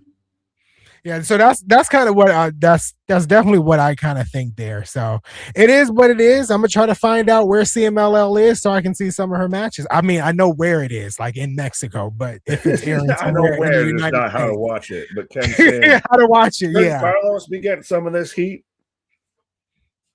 said it again. Ken saying, how long has Silva been in charge? Shouldn't he be getting some of this heat? I think Silva is actually doing. I think Silva is getting the heat because people didn't know what TNA was doing. But I feel like now that people know what TNA is actually trying to do, I don't think. I don't think he should get any heat. To be honest, he's running this like a business. TNA is a business, and so I personally feel like he shouldn't be getting any heat. Right.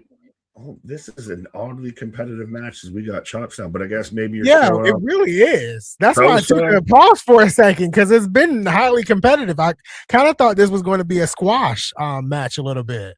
Spaz saying AJ Francis is a chill guy to meet as well. Yeah, I actually feel like he's, like I said, as much as I've taken the piss out of the guy, I feel like he's one of those that you could actually like have a conversation with, Yeah. of and be reasonable about it. But they really need a decent commentary desk. Well, it's always got all these phantom energy drinks and everything that they don't promote. All it is their commentary table is it's just a regular table that you put wrestlers through with a TNA what is it, tablecloth over it. They It's a need a swinging table that commentary they desk. borrowed. Exactly. They need a commentary desk. I fully agree with that. Dak Draper, Ooh. that's his name. Dak Draper looks like the uncle who passes out next to the cooler at the cookout. Why is this match so competitive? I'm not saying that's a bad thing. I think it's just showing off Sosa. Yeah, because I didn't expect this. Well, we haven't seen him wrestle in a couple months. Sorry. That's true. That's true. But I think this is, kick. you don't have a street squash. You have a showcase match. Yeah. Oh. Blue Thunder, what do they call it? Blue Thunder Rain? Blue Thunder Bang. Oh. What is the name of your, gas station's brand energy drink right now? I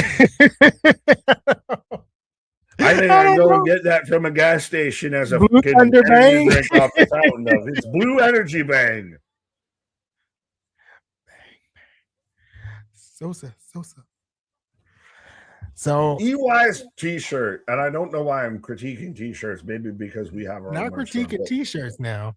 Yeah, but it's not bad, but it's also, he looks like the green bastard from Parts Unknown. He looks like Bubbles from Trailer Park Boys out there.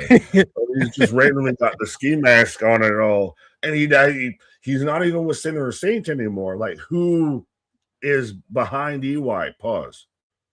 Right. No, agree. Like what are we doing? Honestly, what are we doing with him too with the cleanse? Nothing. Oh, the Elegance brand.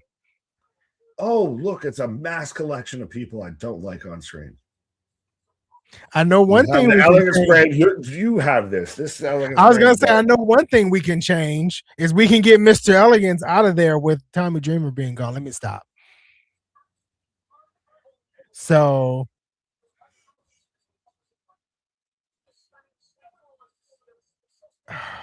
Why are we focusing on Mr. Elegance?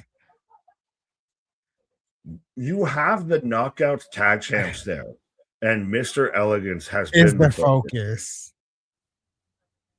Ash by Elegance is there, who should be one of your top knockouts. And Mr. Elegance is the focus. We're focusing on the worst aspect of the best faction in TNA right now. Right? What are they trying to do? He's just big head Jack He's Perry. in Ultimate X. What are you? I saw the memes. I didn't know it was going to be true. Oh, hallelujah. If we're going to make Anthony crash out on a stream, this might be the stream to do it. As we're coming up next on Elena Black versus Indy Hartwell, as Mr. Elegance has been announced to be in Ultimate X. So your names is Frank Kazarian, the architect that built Ultimate X, 15 years since he's been in the match. Cedric Alexander, your current champion, Leon Slater, who those two are having a bitter rival and everything. But now we've got Mr. Elegance, MDB. This is the first time you shouted out an MDB comment of saying Tommy Dreamer was the source of our misery.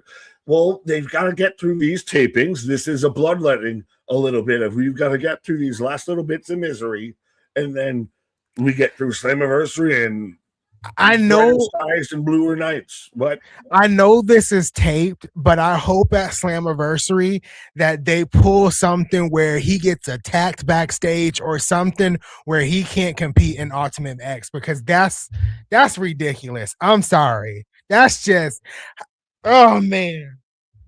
I'm glad he's gone. I'm glad Tommy is gone. I'm sorry.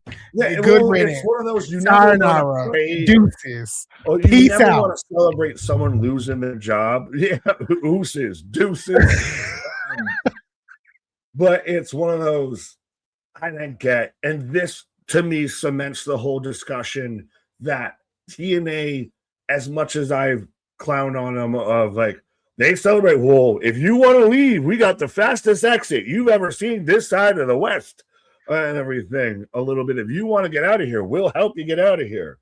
But not all of these are mutual agreements asked for their releases. These are some people saying thanks, no thanks. And I think Tommy was one of those. And that's why, as passionate as he is why he was so emotional about that. Because that doesn't seem like a guy who got told, like, who decided, yeah, I don't think this is working out. I think that sounded like a guy who got told, yeah, why don't you go do your radio show and we'll take over here. We got this. Yeah, exactly. Yeah. Go take over your radio show because you're over here booking Mr. Elegance into the Ultimate X match. Oh man.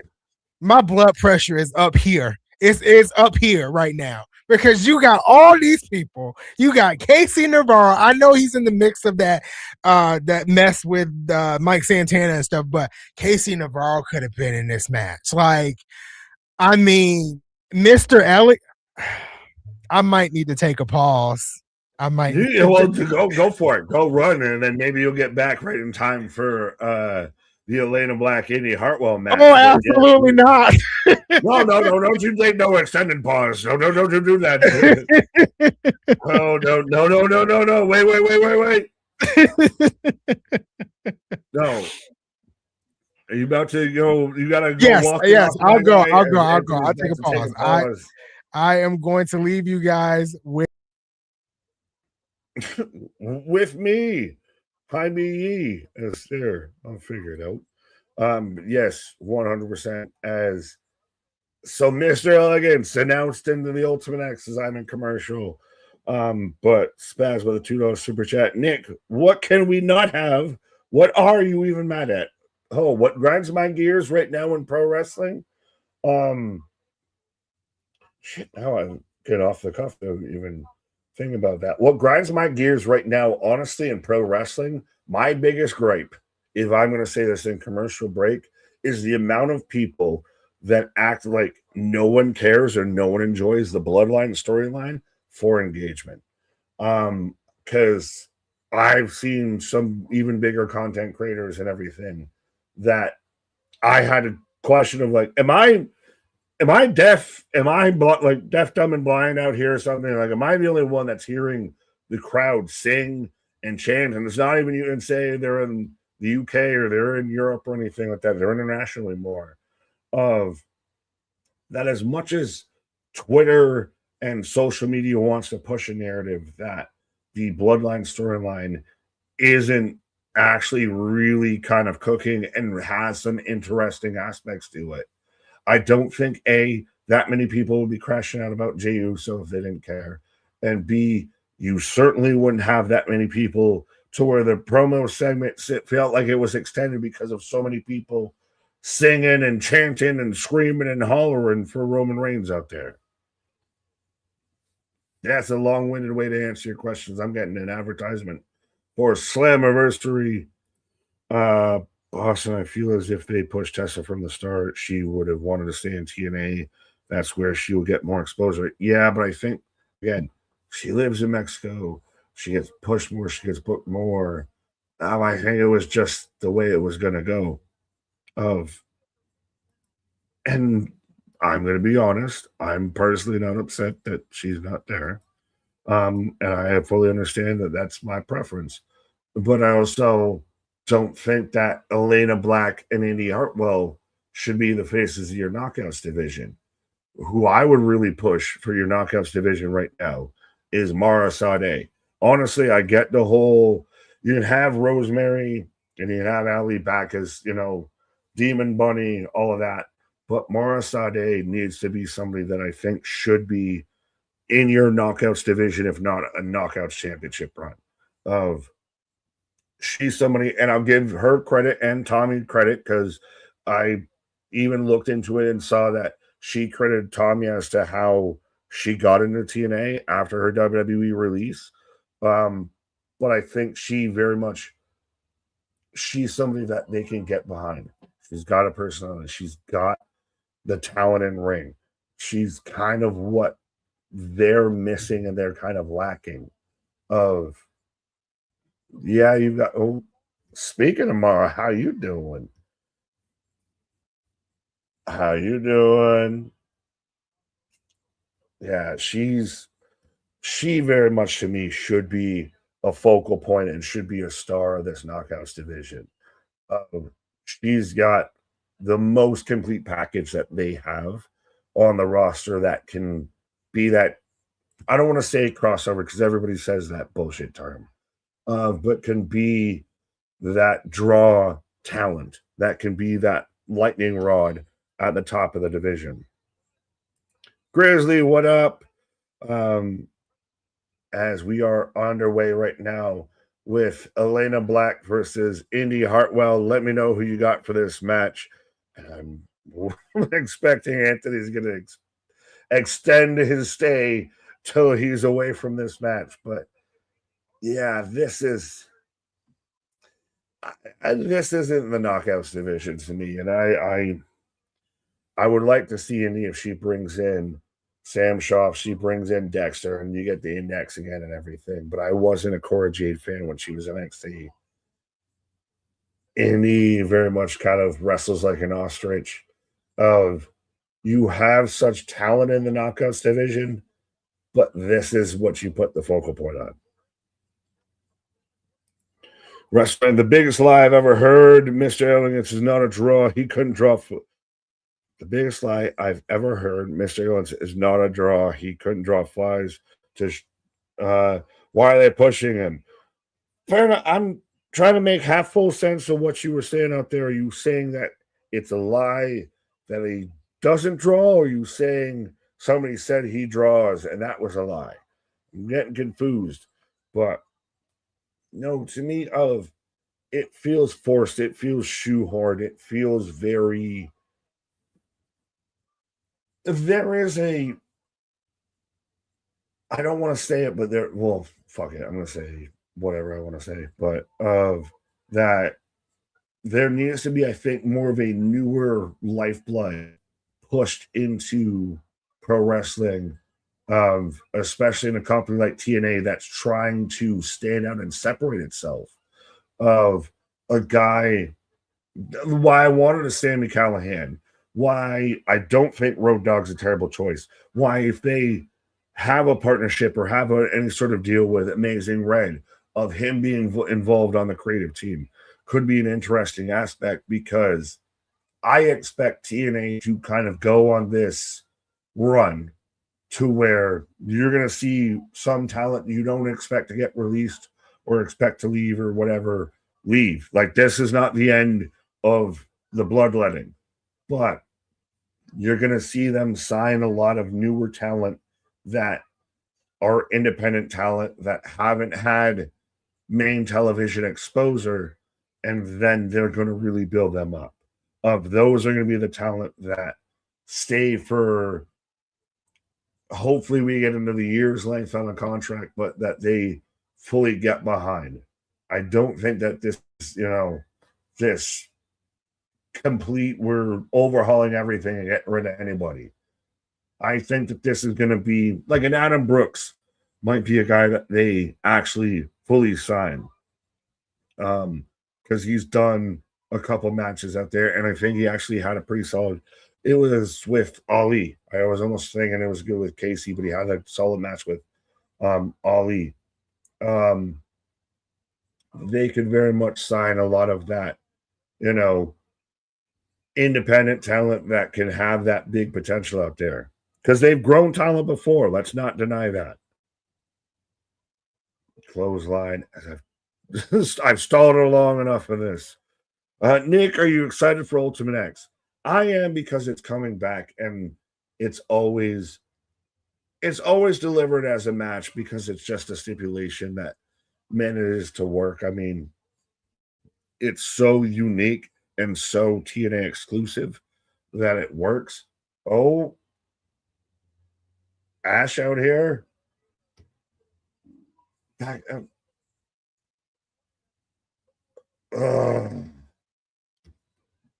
Ultimate X, I'm excited for.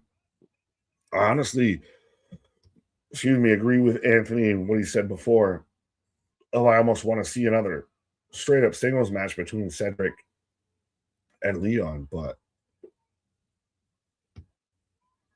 Ultimate X, the X Division, has always been the ace in the sleeve. Well, Mara jumps up and tries to stop it, but gets one forearm and she's done. As Indy with a backslide on Elena, and then forearm. Everybody's getting involved. So forearm to Ash. Now Mara's involved. Iceman's just trying to grab at heels and feet. If this is all ultimately going to end up with Mara Sade towards the Knockouts title, I'm fine with it. But I feel like this is going to end up, hey, we don't have Knockouts tag title challengers. Let's have one of these. But they're going to have a mixed tag. They're going to have a tag match. They're going to have a fucking tag match. That'll be what? Next week. Next week on the go home before Slammiversary. You watch. It's going to be Elena Black and Ash by Elegance versus Mara Sade and Indy Hartwell in a tag match. God damn it. But Ultimate X is one of those, like, there's so many things that feel unique and exclusive to TNA. And Ultimate X is always going to be one of those. Tessa lives in Mexico because, no, she lives in Mexico because she wanted to fucking live there. Like, what? I live in New Hampshire because I ran away from New York? No, what are you talking about? People live where they want to live because they can live where they want to live. That's Fabian Eichner backstage with Santino. Italian on Italian. The nerve of Dari to say, yeah, Mr. Elegance is... yeah, okay. Yeah, the nerve of you to say he was a draw. Whenever has he been a draw? He's been the anti-draw. Mr. Elegance worse than Riddle. He's if Riddle and Jack Perry had a child together a bit. Indy's a fine worker, but even watching her vlog, she's not 100% dedicated. It kind of feels like she is just coasting off for WWE fame.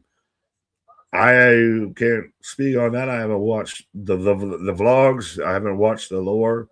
Um, I just personally, I don't think she's not saying I can do it, but I don't think she's super talented in the ring. I think she's just pretty much average. And I think that there's a lot of people still within the knockouts division that can be very much above average. As up next, we are getting the 6-man tag match of the system taking on Moose and the Hardys, which, where's the Righteous? Righteous, why? Why? What is that feud going to be? As I did see TNA just now trademarked Wicked Garden. There's plenty of reasons to be a bad person, however, overcome those hurdles. Well, you do you, boo-boo. Yeah. Roll it. You're not a bad person. No, I believe in you. Solution. What up? What up? Did anyone else see Ash jiggle her? Yeah. She might have done the things. She's out there, showing what she's got. I love Santino. They need to streamline their fucking authority figures on television. I'll say that at the very least. Is Daria running it? Is Santino running it? I like the idea of Santino as the babyface running it. Do you do the kind of what is Carlos playing in this? Because Carlos is an on-screen guy too, as well. Yes, he holds up the titles, but he's on screen. So, do you do Abbott and Costello, straight man and comedy act with Carlos and Santino? Maybe. Another New Japan versus AEW match. Yeah, Pac versus Shota for the global international or something. The secondary version of their world title. It's got all the acronyms attached to it and everything. The title that Andrade just had is what they're going to be fighting over. You live in New Hampshire because you're an obscure human being. Yeah, I'm a Sam's Clanch. That's what it is. If I only show up. You don't even know still yet if I have a lower half to my body. If I'm not, there's the rumors that I'm AI. And I still don't even know if I've beaten them. But yes, very much. Where I live on the obscure. Won't we attract the obscure? Pause. I agree. Italian Ice Steve Austin. Frosty McFreeze. So just be a good goddamn person. Speaking of a great person, a great human being, the greatest of all human beings.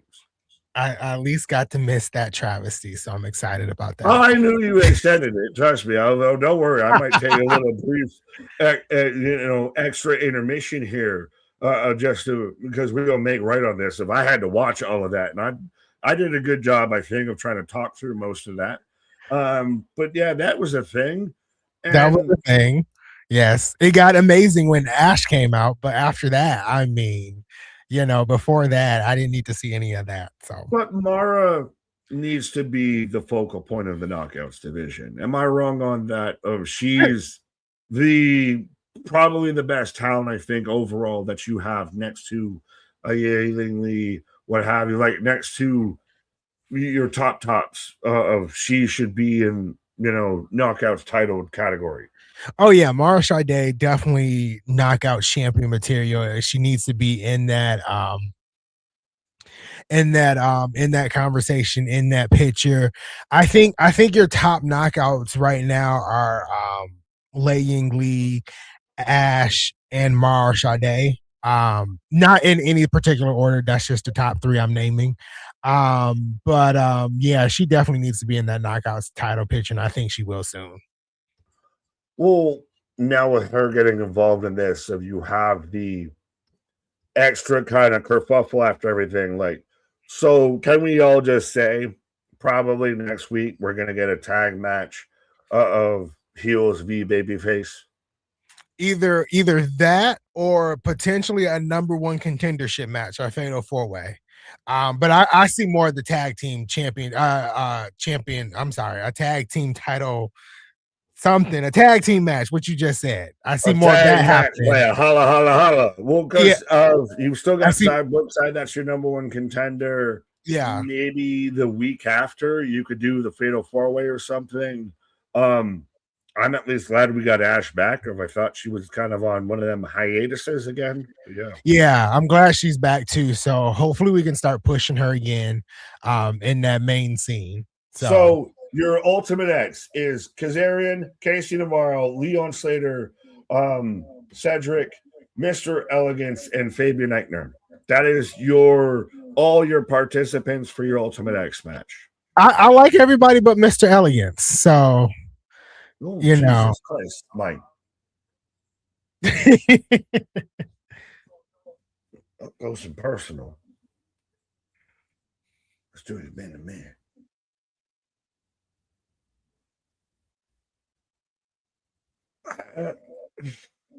It's weird because the start of Nemesis' whole story, sorry, Nick, his whole story towards Santana was I'm going to announce my shot way beforehand so everybody's well aware.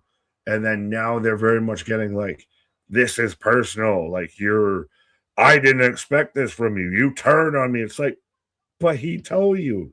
He told you. He told you beforehand what he was going to do. So Right? yeah, absolutely. I get what you're saying. Right. But I'm gonna try and take a quick hiccup. You left me with that match, so I gotta get Yes, I the sure Alicia did. Edwards I off sure me real did. quick. I'm not gonna lie. I left you with that match as Nick takes a Yeah, pause. no, I trust me. Like I said, I gotta get that Alicia stank off me. As Nick takes a pause here, we do have the main event starting pretty early at 10:30. So I'm guessing they're giving them time. But then I'm also thinking with Mike Santana just said he was like, after all this is said and done, let's meet in the ring, you and me. I'm wondering if they're gonna end with a main event segment between these two, or they're saving something for next week's TNA Impact. I don't know. Um, but yeah, we're in the main event. We have the system going up against Moose and the Hardys. This should be a fun one. I think this is Moose's return to the ring, at least for TNA, since the last tapings or the tapings before last. Actually, I think it was tapings before last because he wasn't at the last tapings. So I'm excited to see Moose in action again tonight. Moose will be taking on Eddie Edwards at Slammiversary. So that should be good too. The Hardys are coming out, the broken Hardys, whatever you want to call them, they are coming out. Boston says, Anthony, did you see what Ash? Yes, I did see what Ash did. Yes, made me happy. But yes, the now Moose is coming out. Now Moose. So we got the Hardys and the Moose versus the system. Like I said, I'm excited. I'm definitely excited for this. Ronan says they'll fade away and classify themselves as obsolete. Obsolete. They'll fade away and classify themselves as obsolete. Obsolete. Russell Rant, this should be fun stuff. They're giving this match a lot of time. Yeah, they're definitely giving this match a lot of time. I'm excited for this match. I've said that a couple of times. I think like I said, this is Moose's like first match back in TNA since the tapings before last. Um so um I'm really excited for this one. When this one was announced, I was like, yeah, let's give this some time. But we're hour and a half in, hour and a half into TNA. How are you guys feeling with tonight's episode? So far I don't feel like tonight's episode was really bad. I did like the Ricky Sosa match. The opening 6-person tag team match was fun. Um I think this match is going to be good too. I actually did like the segment with the King's speech with Frankie Kazarian. I didn't really think that was going to be all that great, but the back and forth between Cedric and Leon, I think was perfect. So yeah, I'm pretty solid with tonight's episode, to be honest. Really, the only downer was having Elena Black and Indy Hartwell share a ring together. That didn't need to happen at all. Well, thanks. I mean, I just got here, Stan. I don't need to have it at all. But yeah,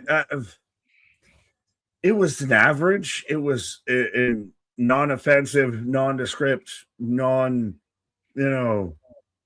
captivating show of TNA, of very par, very mid. Yeah. To me, it wasn't bad. It wasn't great. It was just kind of in the middle, which, I will at least take that over what we've been getting the past couple of weeks. So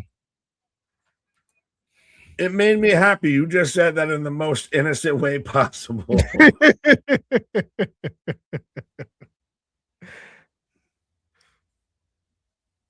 I'm getting Matt Hardy and Brian Myers squaring off right now. But yeah, so this your main event. Can I say already, where are the righteous? Can we get the righteous involved?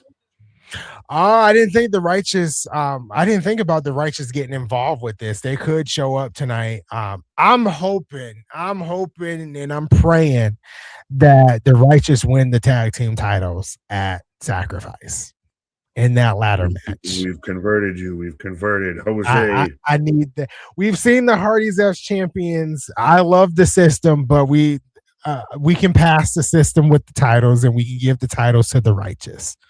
Right. Boston Nick wasn't even long enough for Hollywood Haley J to finish her Newport. Trust me, I didn't finish my Marlboro either. She finished half of it. Same, likewise. Again, I told Anthony I was going to take a half pause. We got the main event out here. Still, are the Hardys just forever destined in TNA? If they wanted to do that whole WWE crossover, that feels all but not now. Yeah, I feel like they're just gonna I think they'll get a retirement match in WWE, but I think like a full run, I think she's going I think they're going to stick with TNA. Would you ever do a Hardy singles run in TNA, like a Jeff world title run, a Matt world title run? I mean, you could run that. I don't see that feels very Tommy.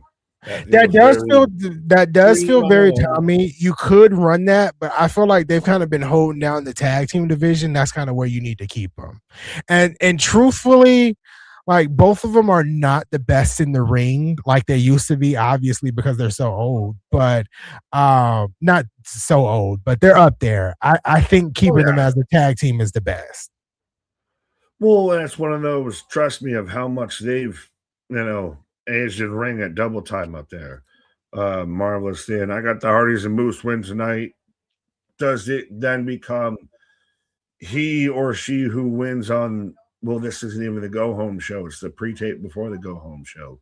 But who wins close to the go home show goes under on the pay-per-view? True. We still got one more episode, but true. Your logic, your wrestling logic. Well, this is the go home before the go home. This is the penultimate show, right? But I think who may win tonight is really Moose and the Hardys. I feel like it, unless the Righteous get involved, which I can definitely see that too. I think you do that, and then you do the system getting the win because is the system. Who does the system get attached to? Because for everybody that wants to gripe about the bloodline, can we talk about the system? Where do they rank? Bloodline, system, Death Riders? Because these are three factions that have very much kind of done similar gimmicks and very much been around for quite some time. And I'll say that's saying it as nicely as I can and as honest as I can. Yeah, when it comes to the system, like I'm not like over the system, but we've seen a lot of them. And so I think that's why I think earlier I said if they did lethal lockdown and they did like order 4 versus the system, I feel like that's the moment where you like put the system on the back burner and have order 4 really move forward and take the stand as the best faction in TNA, and then you push them like they become potentially tag team champions. I would love to see like a Nick Nemeth and Mustafa Ali feud for the world title if Nick Nemeth wins that Slammiversary, which I think he will. But I think I really want the order for it to be pushed above the system. To rank, I don't really have a problem with the bloodline per se. Do I feel like it's a little bit rinse and repeat? Yes, but the bloodline, it is getting me to come back and watch at least Monday Night Raw to see what Roman Reigns and them are going to do. I mean, the whole crowd in Providence, Rhode Island, major city out there, by the way. Loved not taking shots out there. Providence, Rhode Island out there singing Roman Reigns, Roman right, Reigns. Right. I just think the Death Riders, they're on a whole different universe. I don't even want to see them on my TV screen. I don't want to see John Moxley. I don't want to hear the dumb music that they have. Like happy medium and fell the fuck off. Yeah, just leave me alone, please. I feel like the Death Riders has been going since Bush was president of the United States at this point. Like it's just going and dragging, and like please just let it die. Like I don't mind the bloodline stuff at all. Now, does it sound like it's America might be a corporation when I can ask you? You said Bush as a president. I can ask you which one. Oh, the one when I was a kid. So that would be George. I know, but I'm just saying it's very much an indictment of the redundancy of which one was it when Vince Senior booked it, or was it when Vince Jr. booked it? Who booked this? The second Bush, the W is I'll leave that. That might be a thing of Vince might have been W. But incoming NBC response spot. Oh, yeah, because Marvelous Queen out there prospering and flying. But yeah, we're back in the tag team action. But again, 6-man, no, they have a whole bucket, a whole cooler of a drink they don't advertise. What is the drink that they have? A game, the name. Yeah, they just have it at ringside. They don't mention it. They just have it at ringside. It's a Chris Jericho. I will have a beverage. A game. I don't even know where I'm pretty sure you can buy it from like the convenience store or something. But I've never seen it in stores. Is A game. In the most exclusive places to try and find it. The complete opposite of everything else out there. Right? All your Primes, all your Gatorades. It's the most exclusive beverage you can find, A game, because it's not in any local retailers. Sorry for a second. Live events. They unleashed Moose, and he hit a nasty power bomb on the apron to Eddie Edwards. Moose had enough. Well, I got scoop slam from Bear Bronson and sit down on Jeff Hardy. Yeah, I have that too. That was while you were talking. That's why I said I hate to interrupt. Okay, fair enough. I was like, wait, hold on. We're still synced up. We're still good. I didn't get caught in the A game. Exactly, MDB down here. He said Moose just killed him. Like it was a nasty power bomb. Killed him. Yeah. But remember when Moose was the guy that was challenging Obafemi? Where's that Moose? Can we get that Moose back anytime soon? That'd be really cool if we got that Moose back. Yeah, right now we got the Moose that was booked by Tommy Dreamer. We got the domesticated, Canadian Moose instead of the unhinged, right, running wild Moose. I really like when Moose is a heel. Like I think he works fine as a face, but as a heel, I feel like that's where he kind of shines the best. And maybe we can get that with some of the changes. But are you starting to move some guys like an AJ Francis, like a Moose, of that guys that are more the advocate, the vocal guy on social media, what have you, for the company, as they're the babyface, so it's not out of character of the heel defending the company kind of thing. Like it's That's weird. true. Like, I didn't think about that. Yeah, out of AEW, but you're a guy that at one point was telling Tony, "Fire me, you fucking mark." that's true. Yeah, I get what you're saying. I definitely get what you're saying there. Be my only thing because Moose is a unique talent of, again, Moose was at one point, you thought he was going to make the jump, even though he's got, the Chris Jericho contract with TNA. Yeah. But you thought he could make a jump, but he was trying to be on par with Roman Reigns at one point when he was TNA champion. When he was TNA champ, calling himself the tribal chief or something to that effect too. So yeah, right. That's a match I would love to see though. I would love to see Moose versus Roman Reigns. I feel like that would be good. You have to build to it, otherwise it's a squash. Oh yeah. You can't do anything. You can't do just like what they did with him and Oprah. Like they just had not a random match. They had like a small build, but yeah, you got to build to it. I agree. Right. Nice drop kick by Moose. I got the kip up. Now I got the kip up. All right. I'll tap. You about to get the clothesline from Bronson, sending Moose over the ropes? Yep, I got that. There we go. I got that. Oh, I got Bronson or Moose throwing Bronson over there right now. And then Moose doing the big splash. Shot over there. So we're synced up again. See? The power didn't go out, but the power might be dimmed out there. Oh, that was nice by Moose. I mean, Moose is showing out because he ain't wrestled for TNA in like a taping and a half. Yeah. Moose is out here showing out right now. There was that one point in time where the Roman Reigns Moose crossover match didn't feel so out of pocket. Right. Because of how Moose was presented and how Moose was built. Exactly. Oh. Black Hole Slam. Bear Bronson hold a singles title by the end of 2026 in TNA, please? International champion? Something, please. Yeah. Of just a singles title. Yeah, I want that to happen too. I really like Bear Bronson. I think he was a great addition to the TNA roster. Well, I know I said it definitively a bunch of times, especially around when he signed and before when we were going out of 2025 into 2026, I said he's going to be your breakout guy of 2026. Oh, side effect. I think AR1 like lives to, make me upset. Moose auditioning for WWE.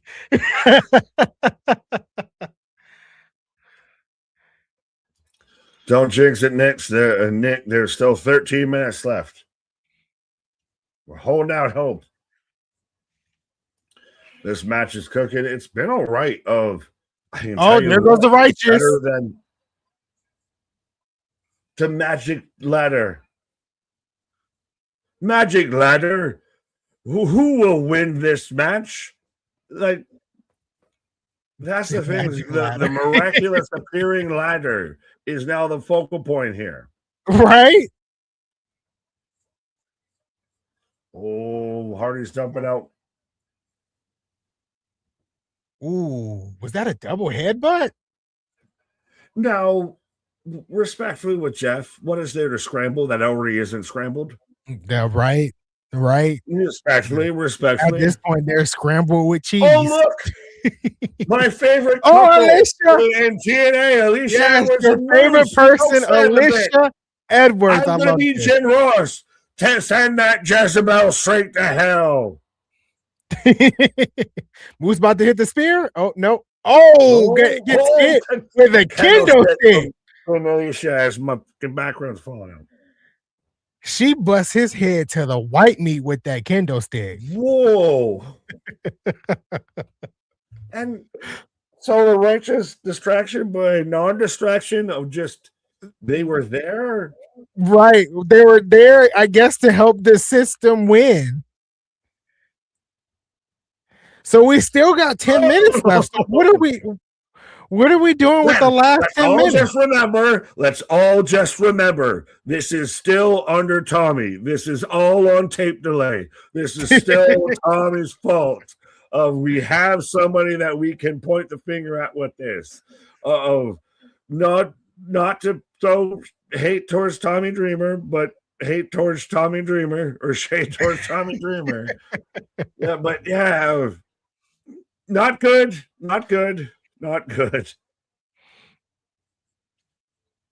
So yeah, I'm a little confused. The match was great. I thought the match was great. I'm a little confused why the righteous kind of came out. I guess it was just to distract the Hardys for the system to get the win. I would rather them just more interjected themselves in the match. So yeah, I guess that is going to be. We're hearing from Mike Santana. We're not going off air yet. Yeah, we still got 10 minutes left. I assumed when you were on pause when he had that when he picked up the camera and said some things in the camera, I felt like that was going to be our ending segment. I think he's calling out Nick Nemeth and they have a face-to-face in the ring. So we'll see how this goes. I really think that 6-man tag should have just been it though. But we still got 9 minutes left, so I'm not going to be pre-mad just yet. Oh no, you need to be pre-mad. You need to sell them shirts. But MDB is saying hashtag to the white meat. Boston, to the white meat is zesty, not gonna lie. I did not expect that from you, sir. But yeah. I love a little Bernie Mac. That's where I heard the joke from. So, you know.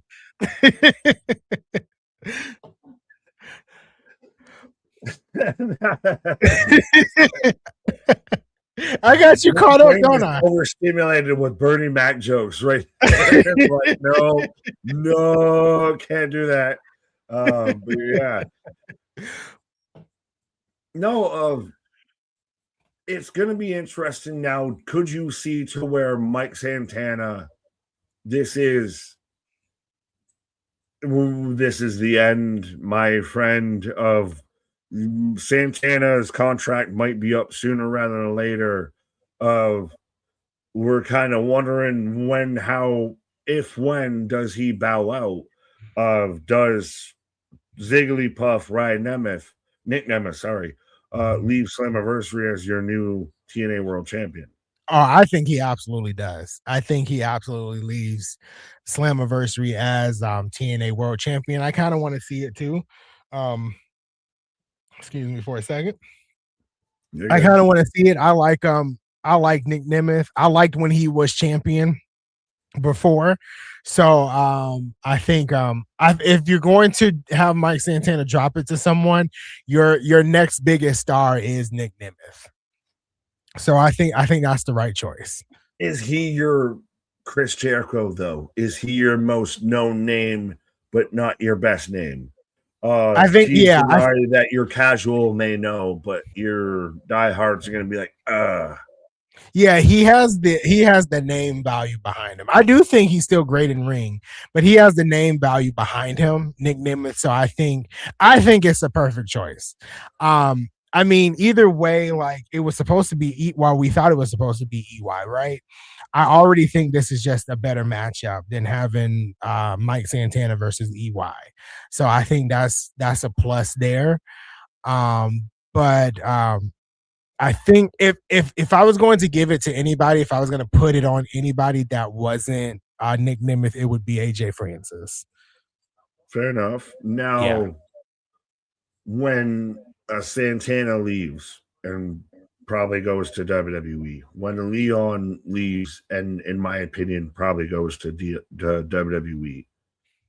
Then exactly what's next for TNA? Like that's the releases and everything. We can talk about all of that. Of their very much their rehauling, overhauling, their reinventing, their creative process, etc. But when you lose like two of your top pillars, that found dirty from saying it from AEW, but your foundational pieces of Santana and Leon to your partner, then how do you go from there? Well, I think the next guy that's going to replace Leon Slater is going to be Casey Navarro. I think they've already showed the Yeah, I'll signs. give you that. I think they've already shown the signs there. With when it comes to Mike Santana, I think that's why they are potentially giving the title to Nick Nemeth, and then Nick Nemeth can help crop the next big guy to take the title away from him. And you still got Moose around. All right, the Moose is never a bad shout to give him the world title back either. Well, that's the thing is like who, if Nemeth is your champion, who's your challengers? Is that really you? Then you need to get this. Are we in the overhaul of talent right now? That's when you would start pulling in. They're supposed to be signing some guys. That's from what I'm hearing. But that's I feel like when you use your OVW partnership. That's when you start bringing in some of those guys to start building up. I don't know who could be his immediate challenger. You can run a Nick Nemeth Moose, right? I feel like you can do that. Moose is the face, Nick Nemeth is the heel. That's perfect. Nick Nemeth technically took the title away from Moose way back Slammiversary a couple of years ago. So you can kind of run that. But we do have Mike Santana coming out here with 4 minutes left on the clock. Right. But Damian mentioned a name that should be and could be your world champion. He would have to drop that international title though, too. Double champ. I run this shit. Yeah. Bring them bitch ass out here. Yeah, so he's calling out Nick Nemeth. I'm here to show the world. I'm here to show the world. Come on. Sorry, I can only hear his music. Oh, is that Ryan? Oh, yay. The one brother we don't want. Yeah, absolutely. We don't need Ryan Nemeth. Big brother. But I get it's part of the gimmick. We're supposed to not like him, but at the same time, he looks like a Gronkowski brother. This man got a blockhead. You got a blockhead.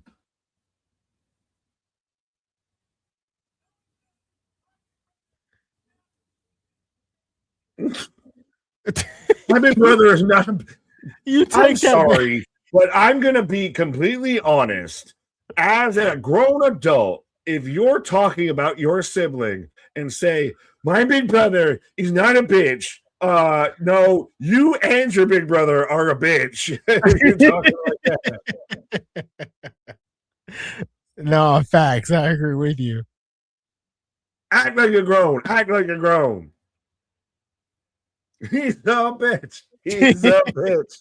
He's a bitch. I like that chant. Oh, there goes Nick. There goes Nick. Now, interesting choice of New York's the most over it's ever been right now with the Knicks winning, the NBA championship and everything. New York's healing itself together. Mike Santana, very much the advocate there. Gonna have him lose the title in Boston, of all places? I guess. It's gonna stab all of New York in the right chest. He looks like he's a producer on the most B movie of all time. Like you've heard of The Ring, but have you heard of The Circle?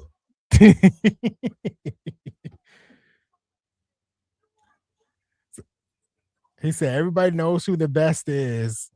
You can call me whatever you want, but you'll call me champion at Slammiversary. Hey, I Strong feel ass jawline from Dolph Ziggler. That's the best I can say about this right now. The man's got a stiff chin.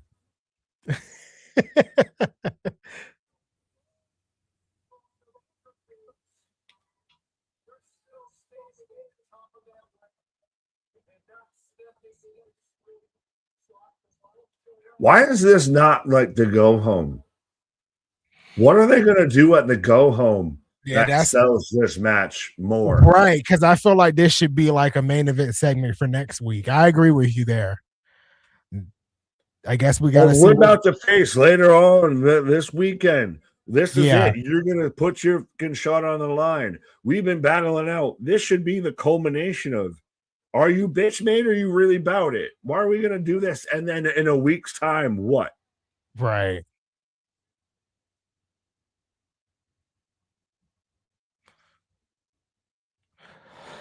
Well, I'm not mad that this was. I'm not mad. I'm I'm just not mad that this disappointed. was the main event segment. I'm not mad.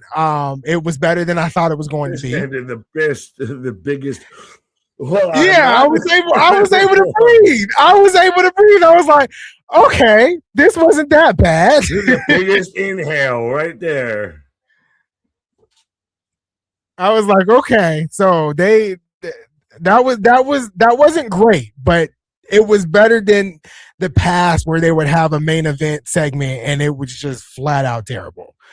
So I could take a big breath and exhale there. There you go. Well, what's your rating? Is I'm now getting I'm keeping a buck. Part of the best things about doing the TNA streams is I get to watch the starts and the finales of some movies I haven't seen in quite some time because Gladiator. Yeah. yeah, but that in between. I am Maximus Decimus Meridius, husband to a mother, all that. But yeah, TNA just they know it's bad at this point. We've established Yeah. they know it's not clicking, and they are doing their best attempt to try and right the ship out here. And unfortunately, right now we're stuck in the transitional tapings before their biggest pay-per-view of the year. Right. And technically it's just what, two tapings, this past one and this one that just aired and then next week. So Go home. it's so we don't have far to go. I think tonight was better than some of the previous weeks. I do think tonight was better than some of the previous weeks. I'm at a between 6.5 and 7. The opener was great. I like the main event match with the system and Moose and the Hardys. The Ricky Sosa match was really good. I enjoyed that. The only downer I felt outside of that Elegance brand segment because of Mr. Elegance was Elena Black and what is her name? Indy Hartwell. So yeah, I'm between 6.5 and 7. I could really give it a 7 to be honest, but better than the previous weeks for sure. I'm just more now. I'm really just excited to get to Slammiversary so we can see the changes that they're going to make after Slammiversary. Fair enough. As I like this in twofold from Wrestle Rants of saying, loving this crowd right now. That was good. Very much, yeah. The crowd could not give a shit. Which, if you also listen to Dave Meltzer, that's the crowd's fault, not the promotion's fault. Of you should be excited just because you happen to be there, but for an AEW show instead of a WWE show. But yeah, no, I'm at a 6. I'm a bit lower than you. I get everything that we've talked about. Of they are very much in this kind of Phoenix rising from the ashes kind of state of everything. But right now, we're still in what wasn't good, and a 6 is still a point higher than I think what you gave last week. And it fits with we had so many 6-man tag matches, so it gets a 6. Yeah, I think that was talked about in that podcast too, about like the repeat of matches and stipulation matches that we've had. So a lot of things have to change. Tonight for me, I'm just kind of going off the quality of the matches, and three out of the four matches I think were quality matches. Storytelling they got to get right, and that's gotta be after these tapings. So my ratings is coming more from the quality of the matches, because I But really we are enjoyed also all three of going those into the matches. biggest show of your year, so Yeah. that's a little bit of like Slammiversary. Can't I know this weekend is 3 shows. What feels like it has the strongest build going into this weekend between Slammiversary, Forbidden Door, and Great American Bash? So I can't Because I they've can't all been a little bit lacking. Let's I be can't. honest. I was about to say I can't judge NXT because I don't really watch, so I can't speak on the build between the two though. The other two, I'm not trying to be biased, but it is Slammiversary. I hate the Forbidden Door concept. I've never watched a Forbidden Door pay per view all the way through. Was I that just hate. because it was 72 hours long? It was No, 7 hours. I hate the concept of like having these random matches and there's no like It story worked for behind the it. first couple of years, and I, it's ran its fucking I course. think it's played out, especially when like I feel like I did watch the first year all the way through and I did enjoy it, but it gets to a point to where like it's not Forbidden Door anymore when half of the roster that you stole from New Japan Pro Wrestling is now in AEW. If you catch my drift, right? Oh, very much. You are relying on, well, they used to be somewhere else, but they're here Exactly. now. So it doesn't, to me, it doesn't feel like Forbidden Door anymore. And I remember watching the first one, and I did watch that one in its entirety. So I backtracked that statement that I've never watched one in its entirety. But after that, I just stopped watching.